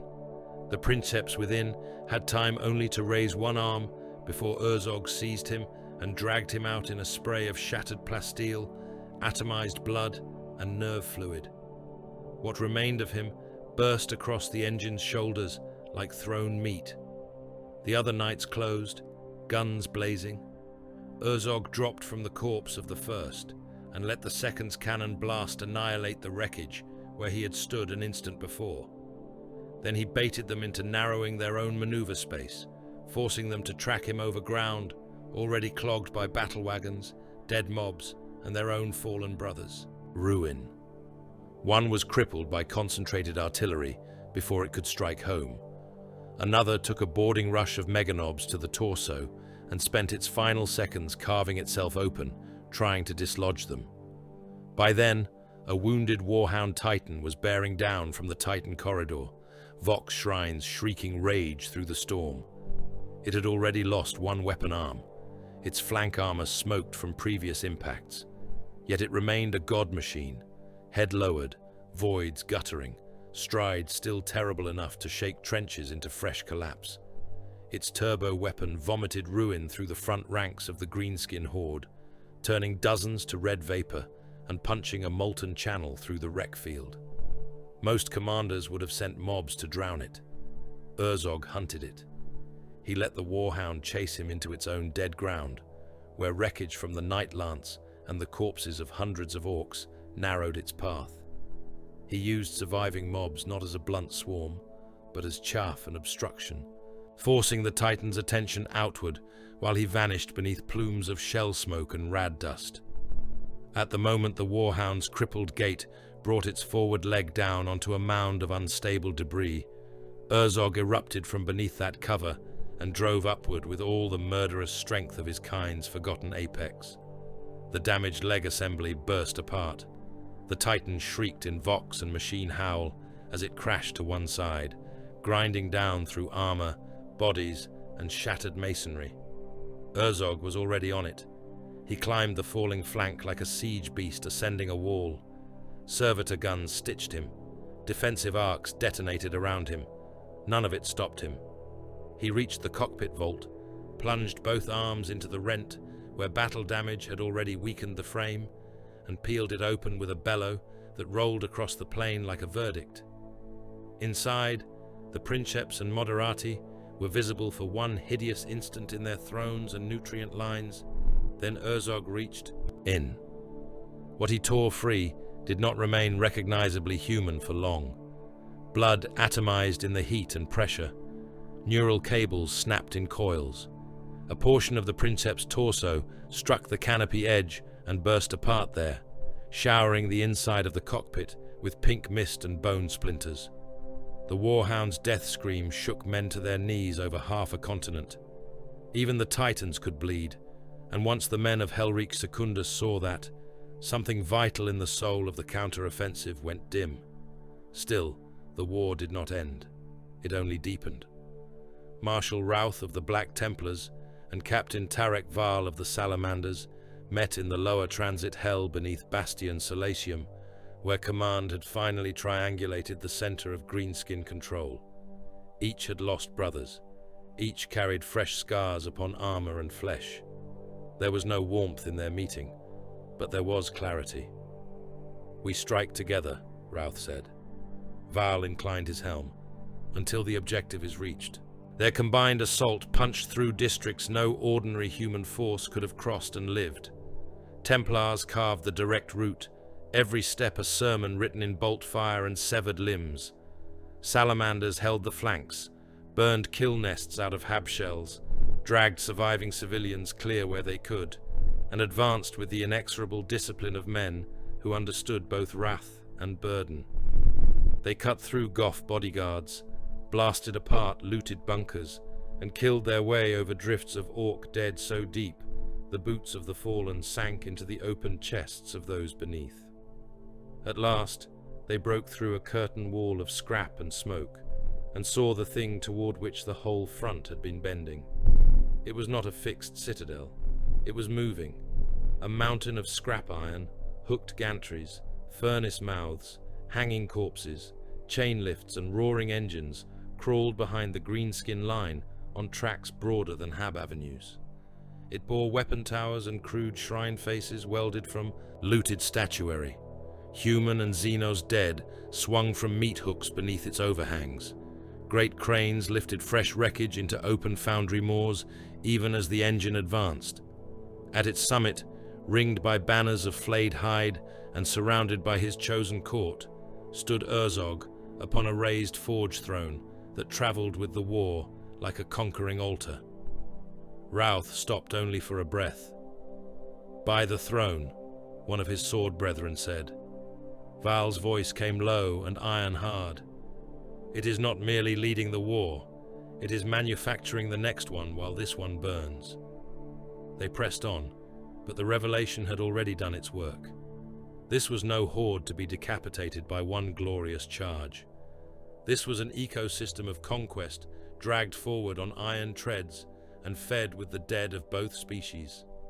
When the month of slaughter finally bled into the next, and command began using the word stalemate in its internal memoranda, only clerks could pretend the term meant anything merciful.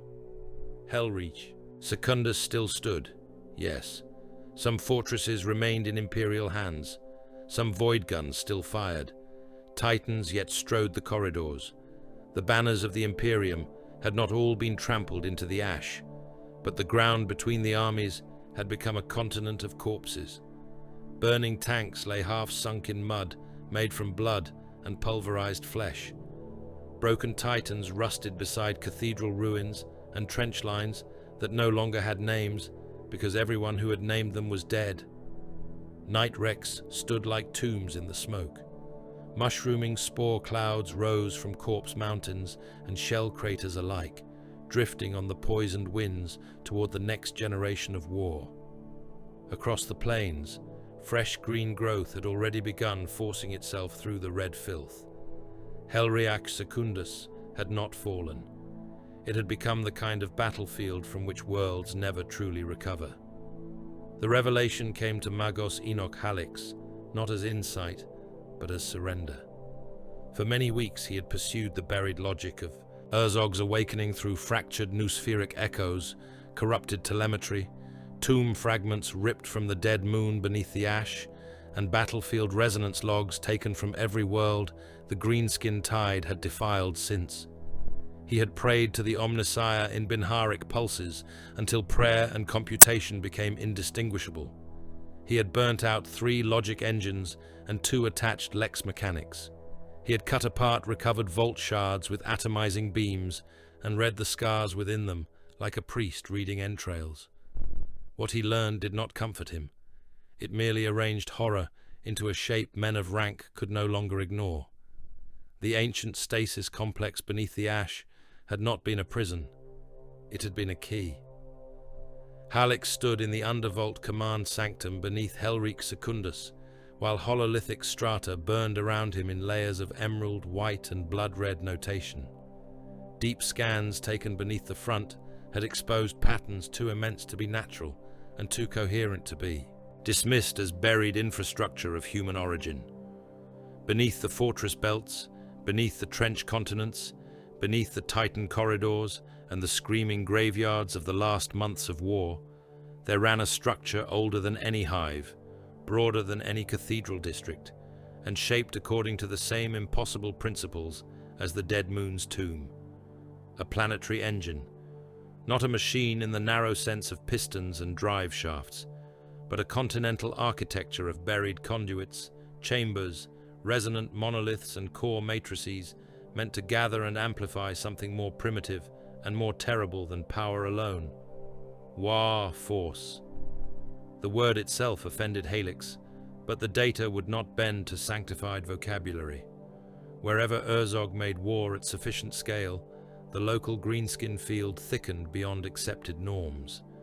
Where it thickened, greenskin physiology and behavior sharpened. Where both sharpened, the war intensified further and fed the process in return. The engine, beneath Hellreach Secundus, was positioned at the center of a convergence. Blood, mass, psychic discharge, industrial output. The dead of billions laid upon the world like sacrificial circuitry. Herzog had not chosen the furnace world merely because it was defensible or rich in foundries. He had chosen it because the war there was large enough to light the engine. Commissar Halbrecht Voss listened without interrupting. Colonel Merrick Holt stood beside him with his hands clasped behind his back, rebreather hanging loose at his chest, his face drawn into harder lines with every word. Marshal Routh of the Black Templars waited motionless in battle-scarred armor, more statue than flesh. Captain Tarek Val of the Salamanders stood opposite him, helm mag-locked at his side, skin burnished dark by firelight and campaign grime, expression grave without show. Halix completed the final rune cast and turned the display outward. The planetary projection bloomed beneath the chamber's vaulting. Ribs, countless red sigils marked current battles. Beneath them, in green, the hidden engine spread through the crust in rings and channels vast enough to shame cities. Holt exhaled through his teeth. By the throne. Quill was absent.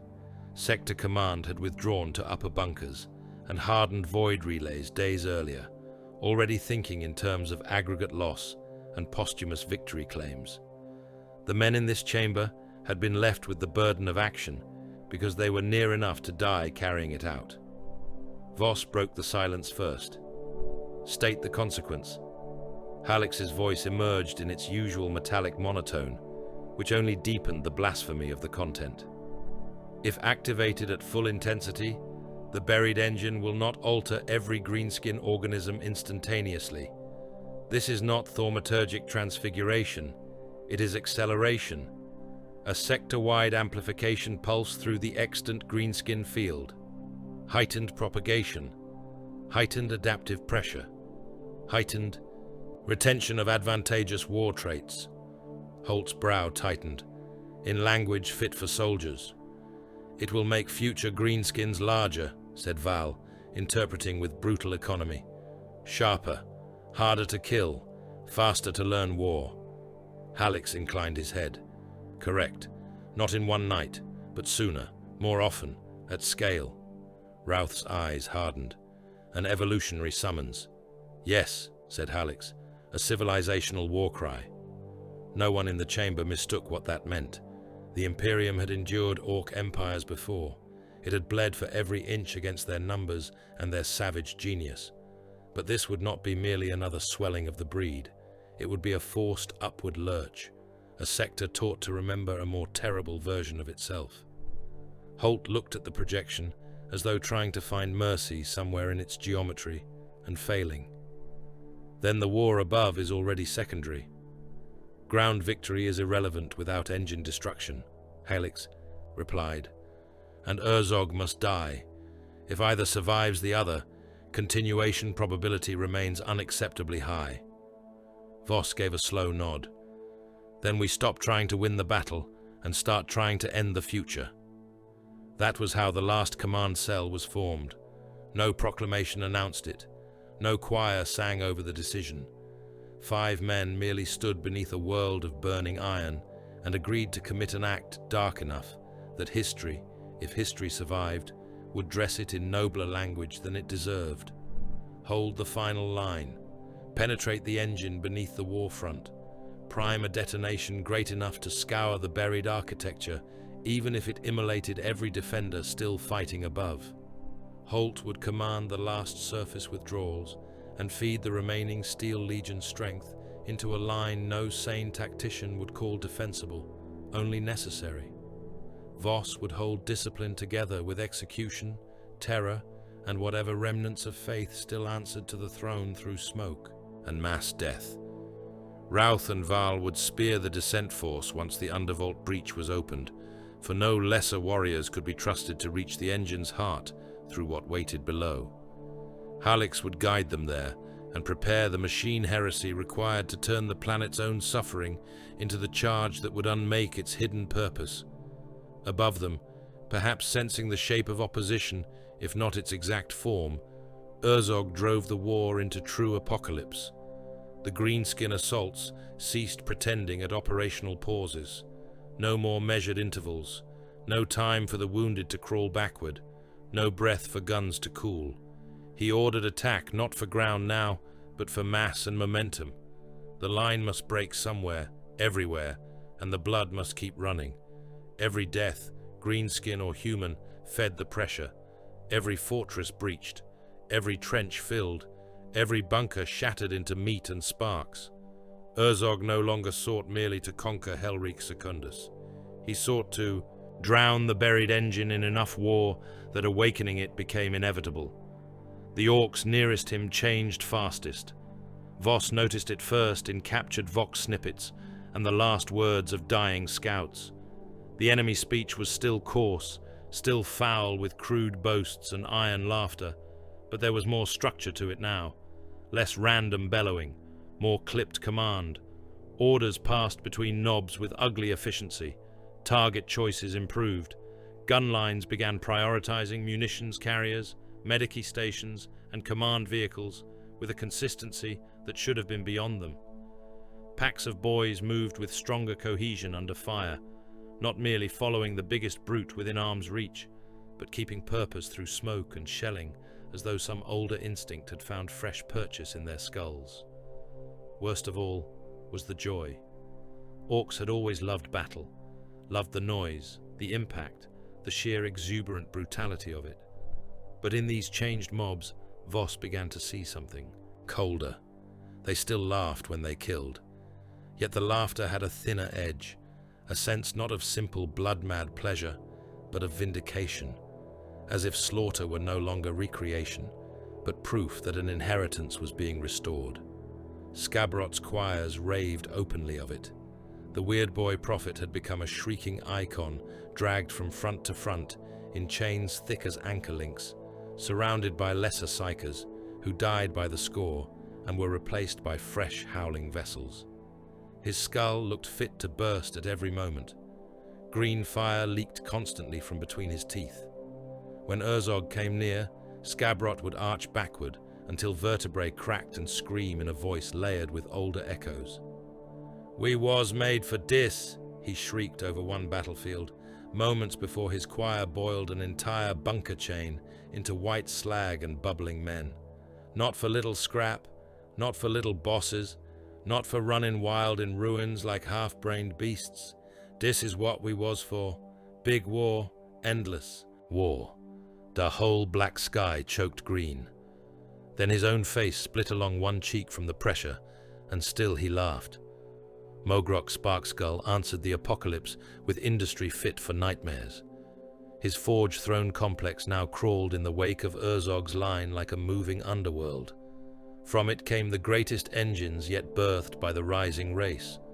Proto-gargants towered over district ruins, their legs piston-thick, their bellies full of furnace glare, their armor patched from cathedral bronze, tank hulls and whole hab walls torn from the dead cities of Helreek. Siege walkers stalked beside them on multi-jointed limbs, draped in stitched flesh pennants that had once been men, saints' iconography welded into their plating in mockery, mangled armored vehicles still visible within their frames, with the dead crews fused inside by heat and force. One great engine bore an Imperial shrine spire as a shoulder ornament, complete with blackened bells that still rang when it fired.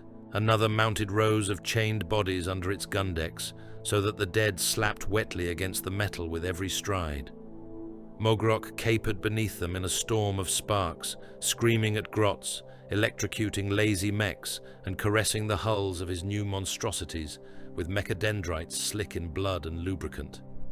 "Walk, you glorious brute," he cackled at one half-finished colossus, while welders shrieked and a line of captives hauled ammunition chains into its belly. "Walk," and showed Humies how proper war stomps. The defenders were consumed by increments too vast to properly count. Hive districts were fed into trench grinders, until whole neighborhoods became layered canals of crushed masonry, bodies and tank fragments through which the next assault wave advanced. Bunker lines vanished under living avalanches of boys, whose dead piled so high the living could simply climb over them and fall into the firing ports, hacking at muzzles, bayonets, throats, and vision slits, until resistance drowned under weight and arterial spray. Retreat routes became charnel rivers clogged by wreckage. Fuel haulers burned in long columns. Ambulance tracks jammed with civilians and wounded were shelled into compacted flesh lanes, over which artillery tractors were then forced to drive because no other roads remained. Holt fought the surface war like a man nailing planks over a gate already giving way. He moved reserve companies from one collapse to the next with relentless economy. He abandoned bastions at the last useful heartbeat and detonated their magazines under the victors. He ordered counterattacks not to reclaim what was lost, but to buy minutes in which heavier demolition trains could be laid farther back. Every report he sent to the last command cell grew shorter, for brevity was all that remained once casualty rolls became impossible to finish before the next came in. When he spoke to his officers, there was no false hope in him. "We are not saving. Hell reach," he told the staff gathered in the cracked transit crypt beneath Bastion Salatium. "We are bleeding time from it. Measure success by delay and by nothing else. Any commander who speaks of restoration, recovery, or turning the tide may be shot for fantasy if the commissar is near enough and the enemy kind enough to wait." A few men laughed. Most did not. Then they went back up into the fire. Routh took the necessity more simply. "Hold," he told his Black Templars, "until holding is impossible. Then kill where you stand. The Emperor will reckon value from obedience, not survival." Val gave no speech at all. He walked among the remaining mortals in the southern refuge corridors, directing evacuations where any route still existed, placing his salamanders at the ugliest choke points, ensuring that when the last descent began, there would be as many living souls behind it as force and chance could preserve. His mercy was never softness. Those too, shattered by fear, to move were dragged. Those who endangered orderly retreat were struck down. Duty and compassion in him had never been enemies. Herzog watched the ruin gather and at last spoke of his contempt without restraint. He did so from the summit of the moving forge throne, while the horde below prepared for another continent-spanning assault. Nobs, mechs, weird boys, and chosen killers gathered beneath the green lightning boiling in the sky. Ash fell in greasy sheets. Bomber contrails scarred the darkness overhead. Fires from 100 districts made the clouds glow as if the world itself were a furnace door left ajar. His voice rolled across the host in the Elder tongue, and though no human should have understood it, spies and prisoners later repeated enough fragments for Helix to extract the meaning. The modern orcs, he declared, were useful degeneration, blunt residue, splinters from a greater making, scattered through epochs of lesser conflict until they had forgotten empire and contented themselves with brawls over scrap heaps and half-dead worlds. They had become fragments drunk on noise.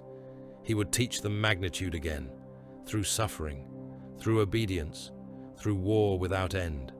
Every lash of his rule, every public slaughter of defiant bosses, every fortress buried under their dead, every world fed into the forge, all of it was instruction.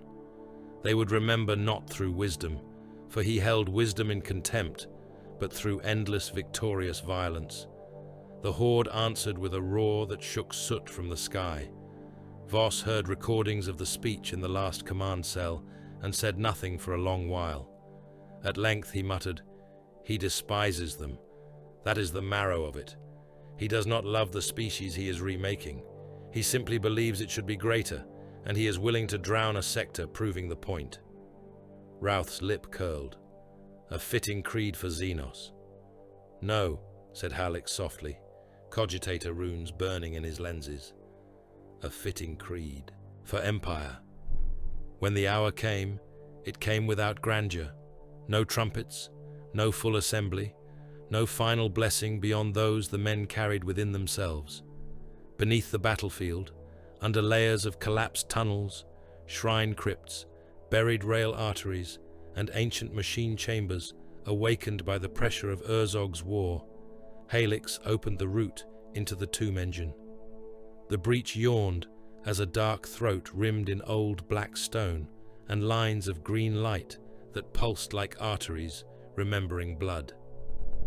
Holt remained above with what was left of the Steel Legion. Voss stood beside him at the entrance shaft for a final moment while bombardment shook dust from the ceiling. Men marched past them, carrying melter charges, caskets of atomics, machine keys, and enough ammunition to die usefully. "You understand," Holt said, looking not at Voss, but at the black opening beyond, "that if we fail below, there may be no meaning left to the word retreat." Voss adjusted his cap, though it was already straight. There ceased being meaning to that word weeks ago. Routh descended first, chainsword mag-locked, sword in hand, a giant entering the underworld with no need of ceremony. Val followed with his salamanders and the selected engineers. Halix came after, half priest, half instrument, mechadendrites twitching as if they could already sense the sleeping enormity below. Voss cast one last glance upward through the cracked shaft mouth. Above the surface line, Urzogh's full horde was advancing. Green lightning forked across a sky blackened by ash, spore clouds and bomber contrails. Proto-gargants strode through the storm. Artillery flashed in horizons. Boys poured forward in numbers so vast they seemed to blur into topography. Somewhere within that moving darkness, the first maid came on to finish what he had begun beneath the dead moon. Then Voss turned and followed the others into the dark beneath the war. The last night of Helicundus did not begin on the surface.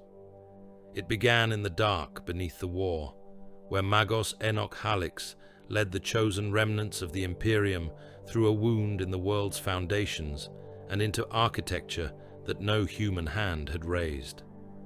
The black stone of the buried engine drank lumen light and returned its sickly green.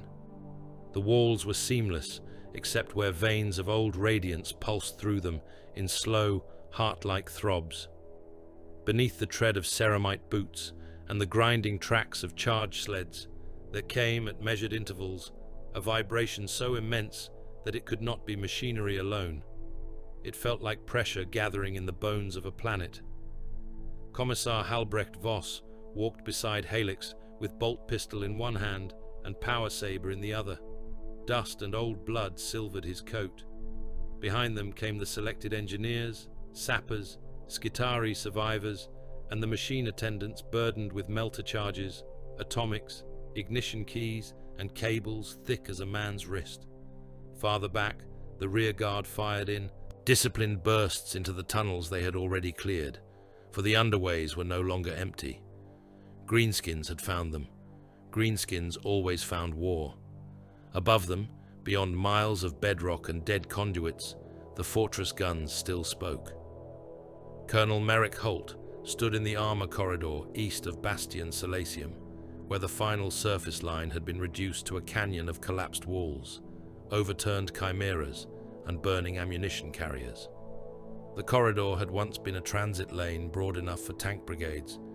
Now it was choked by wreckage and dead men, and still it was the only road left by which the remaining guns could be fed munitions, or the wounded dragged rearward toward bunkers, already half full of corpses. Holt knew that if the corridor fell, the fortress guns would die in silence soon after, and with them, the last cover under which the operation below might continue for even a few more breaths of time. The Steel Legion survivors held there in ranks so thin they seemed a mockery of military order, yet they held. They fired from behind piled track links, torn shrine statuary, and the broken hulls of their own armor. They fired from shell holes full of blood and sump water. They fired until rifles clacked empty, and then loaded again with hands slick from handling the dead. Holt moved among them bareheaded, rebreather hanging at his chest, ash striped across his face like old penance.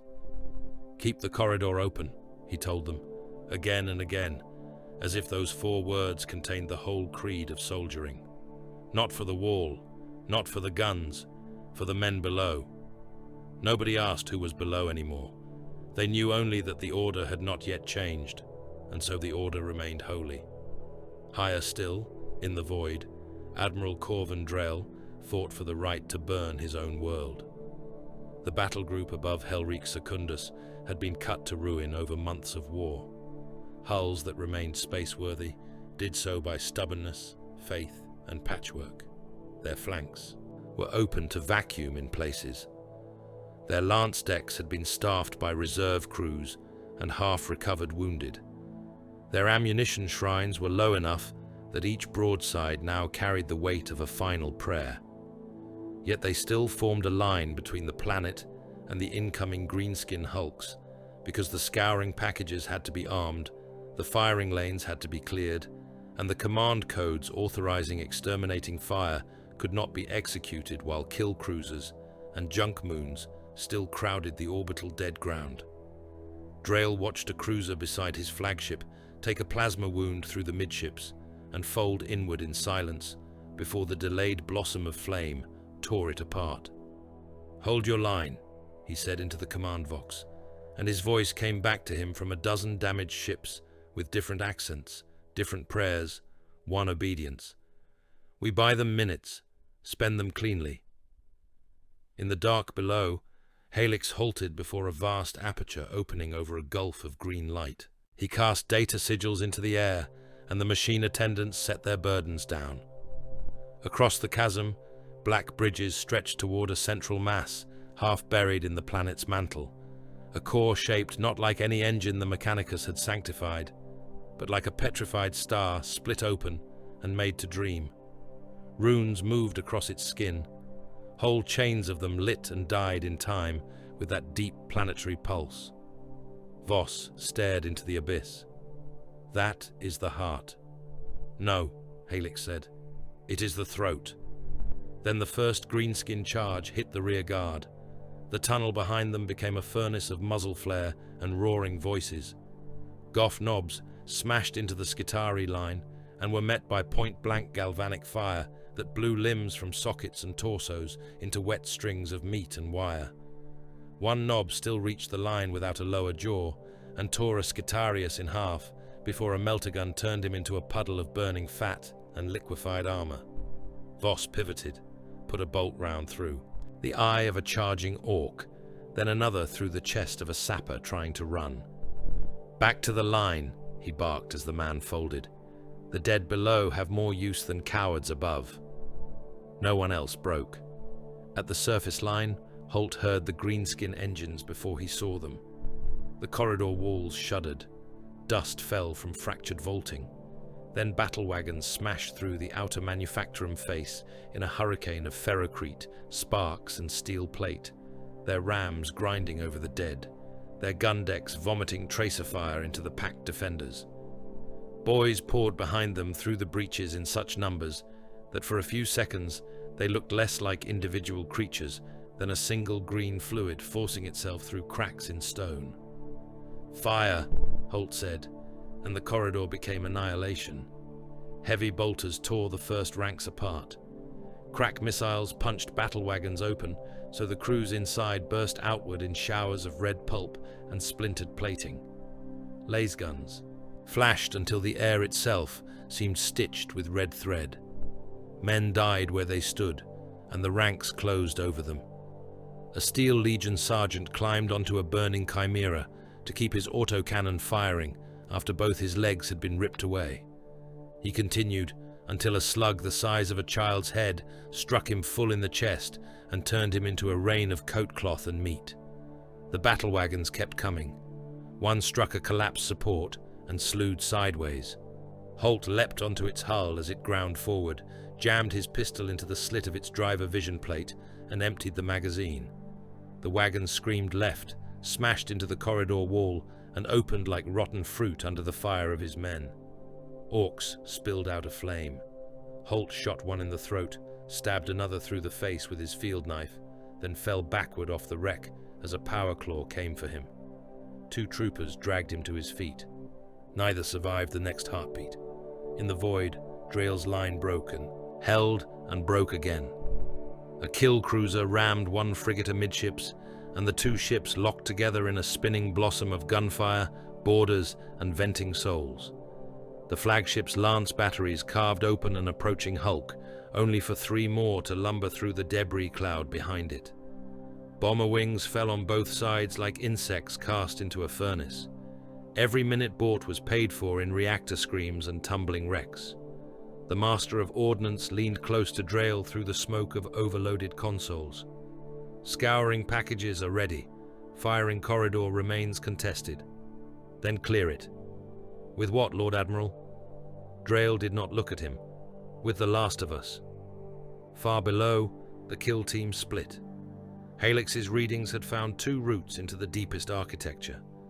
One descended toward the core matrices. The other rose through a shaft of old mechanism and re-emerged within the moving Forge Throne's underworks, where the buried engine and Urzog's traveling citadel interfaced through gigantic transfer conduits. Marshal Routh saw the tactical shape at once. If Urzog still stood above, the engine would have guardians enough to drown the sabotage run in blood. If the Throne Forge were not struck, the descent would die by attrition before Helix ever touched the core. "We go upward," Routh said. Captain Tarek Val gave 1 curt nod.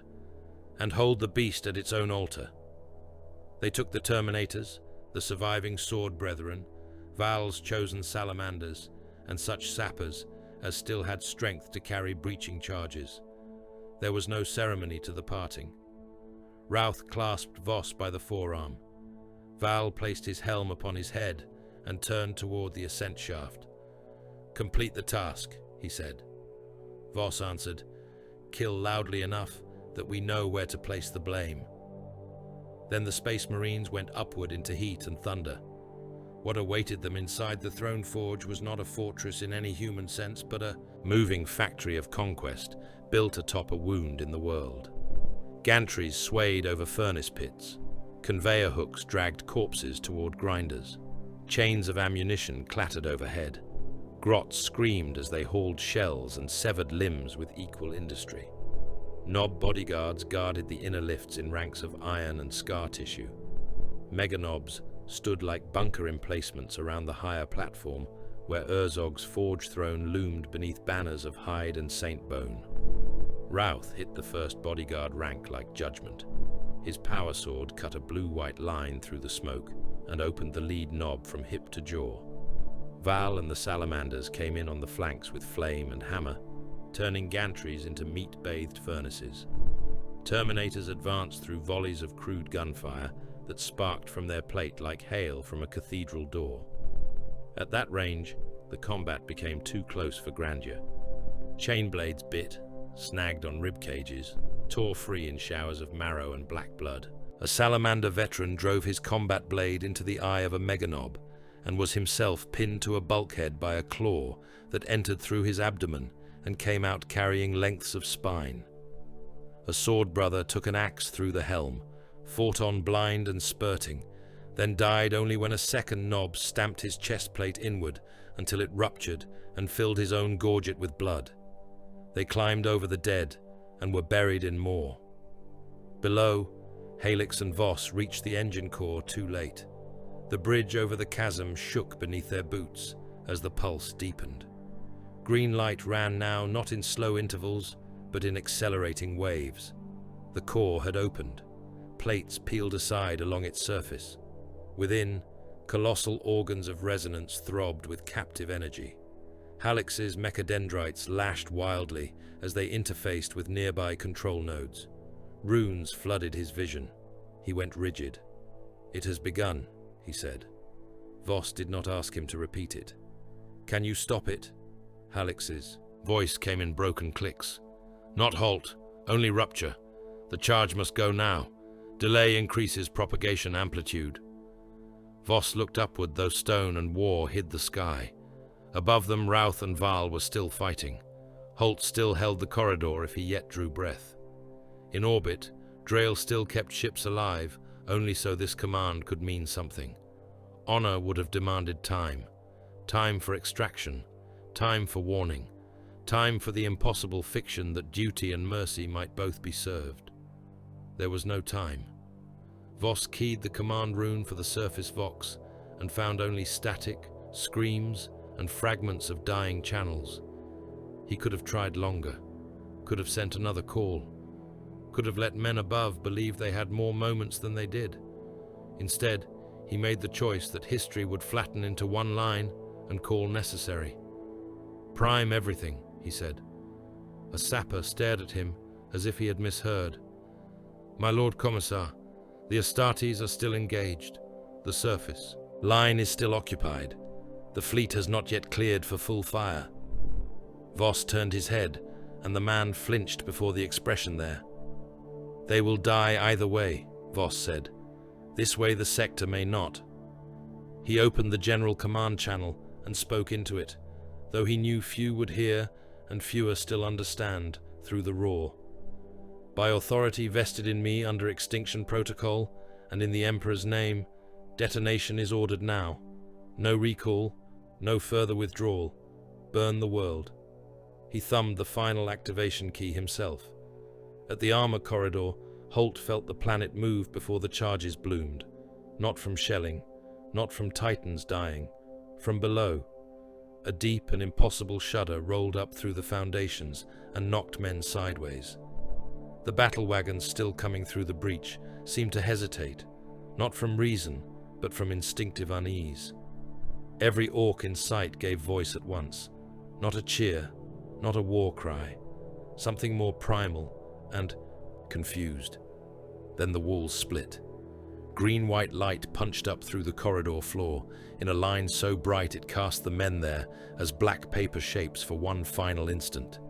Stone, armor, bodies and orcs alike became spray and shadow and burning fragments. Holt was on his feet when it began. He had time to see the line collapsing, to see a boy lunging through smoke with cleaver raised, to put 2 rounds into the creature's chest and drag a wounded Vox officer behind a broken track section. Then battle wagons came through the wall in a sheet of steel and fire, and the corridor drowned. Boys poured over his line in smoke, iron and hacked apart human meat. They fell on his troopers with axes, saws and bare hands, ripping men open at arm's length, hammering helmeted heads against hulls until the skulls burst within, trampling the fallen into red paste beneath iron-shod boots. Holt fired until the pistol clicked empty, took up a dead sergeant's chainsword, and killed until its teeth clogged with bone. He lost sight of the corridor, lost sight of the guns, lost sight of everything beyond the immediate work of burying himself in enough Xenos dead that they had to climb over their own butchered kind to reach him. A knob seized him from behind and tried to tear him in half. Holt drove the chainsword back into its groin and up through the spine until both were slick with gut steam and blood. He turned, slipped on entrails, rose again. A battle wagon rammed through the last intact wall and crushed a whole file of survivors into the masonry. Holt stood in the spray of their blood and roared for his men to close in. They did. They closed around him and died around him and with him as the green tide finally buried the armor corridor beneath steel, smoke, and hacked apart human meat. Within the throne forge, Routh and Val reached Herzog.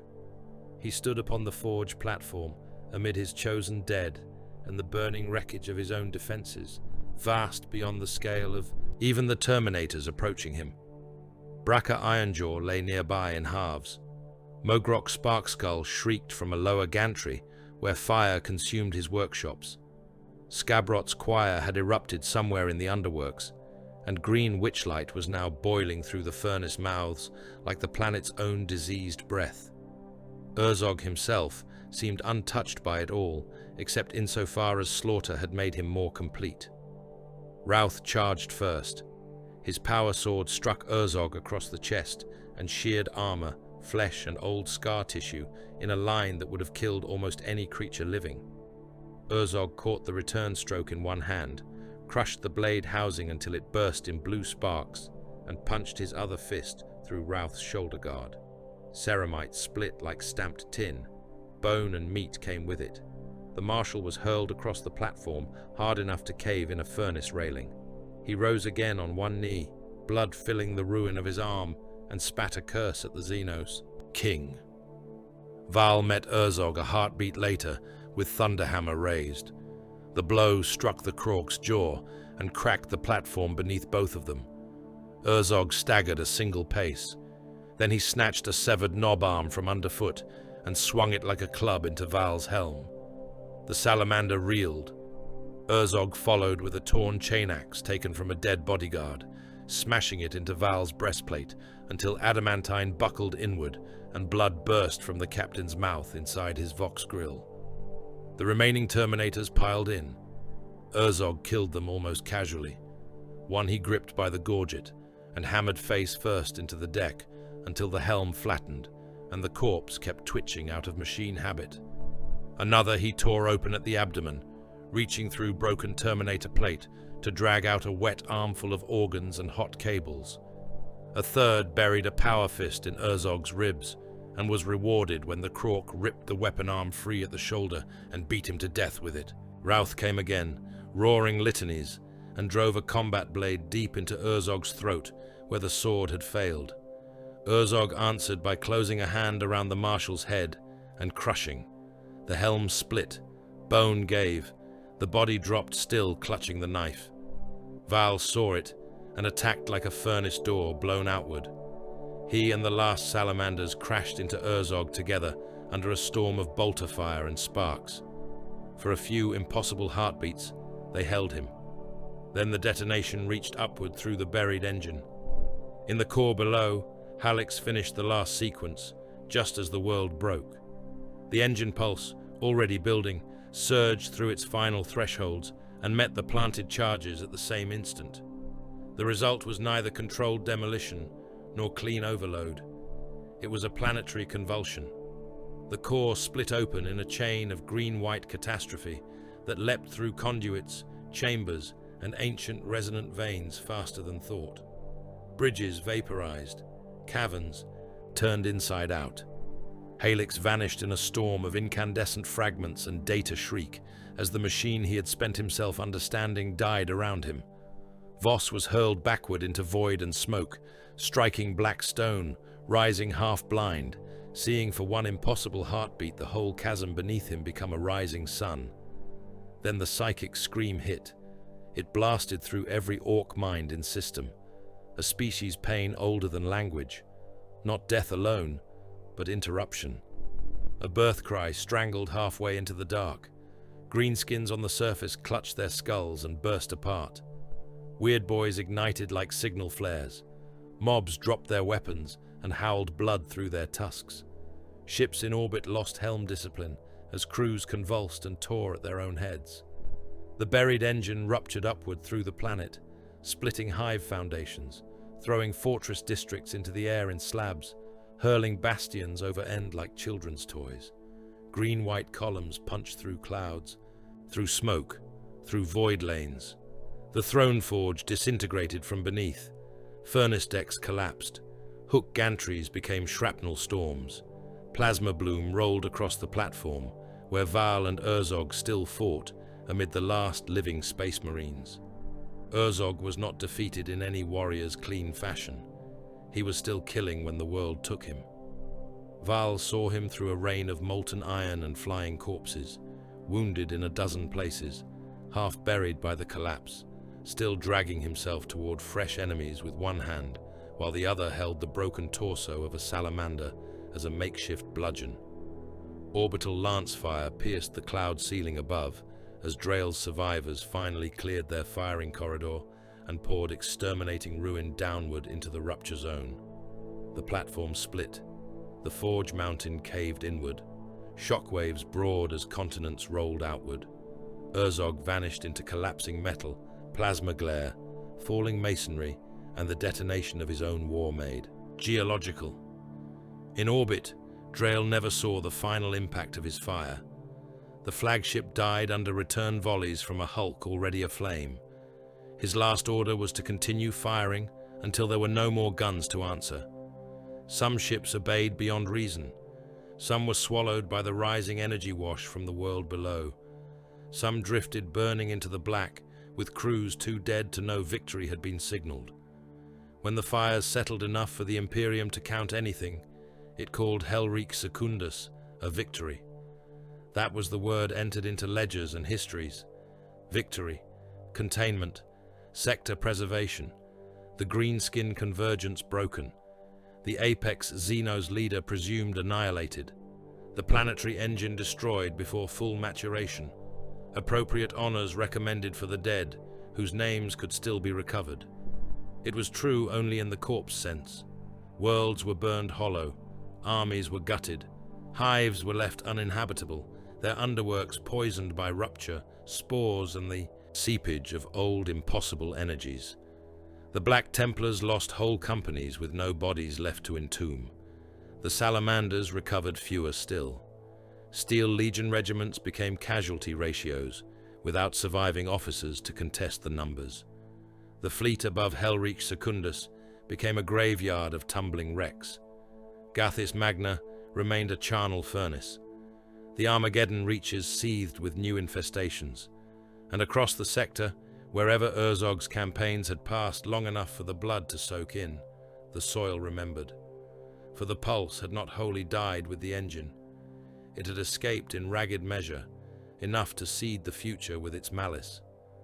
Far from Helicundus, on a lesser world whose name had not yet risen high enough in strategic memoranda to matter, dawn came red over a battlefield abandoned weeks before. Rain had fallen in the night, thin and sour, and the shell craters were filled with blood-black water, dead uniforms, and the floating hides of half-rotted squigs. No guns fired there now. No living soldier walked the ridges. Only the wind moved over the wrecks, and the rows of crude graves dug too shallow. Then the soil near one of those graves twitched. Mud cracked. A green hand, larger than any hand newly born had any right to be, thrust upward through the blood-wet earth.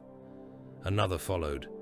Then a head, broad-skulled and tusked too early, hauling itself into the red light with a growl too deep for so young a thing. Across the field, more mounds stirred. More claws broke surface. Shapes rose from the corpse-rich ground, not merely as common runts of the breed, but heavier in the shoulder, colder in the eye, quicker to orient toward the distant sound of war. The red dawn touched them and made their wet skin shine like fresh flesh on a butcher's hook. Only then did the truth of Helicundus begin to reveal itself. The galaxy had not witnessed the return of one forgotten apex. It had heard the first knock on the door of their age,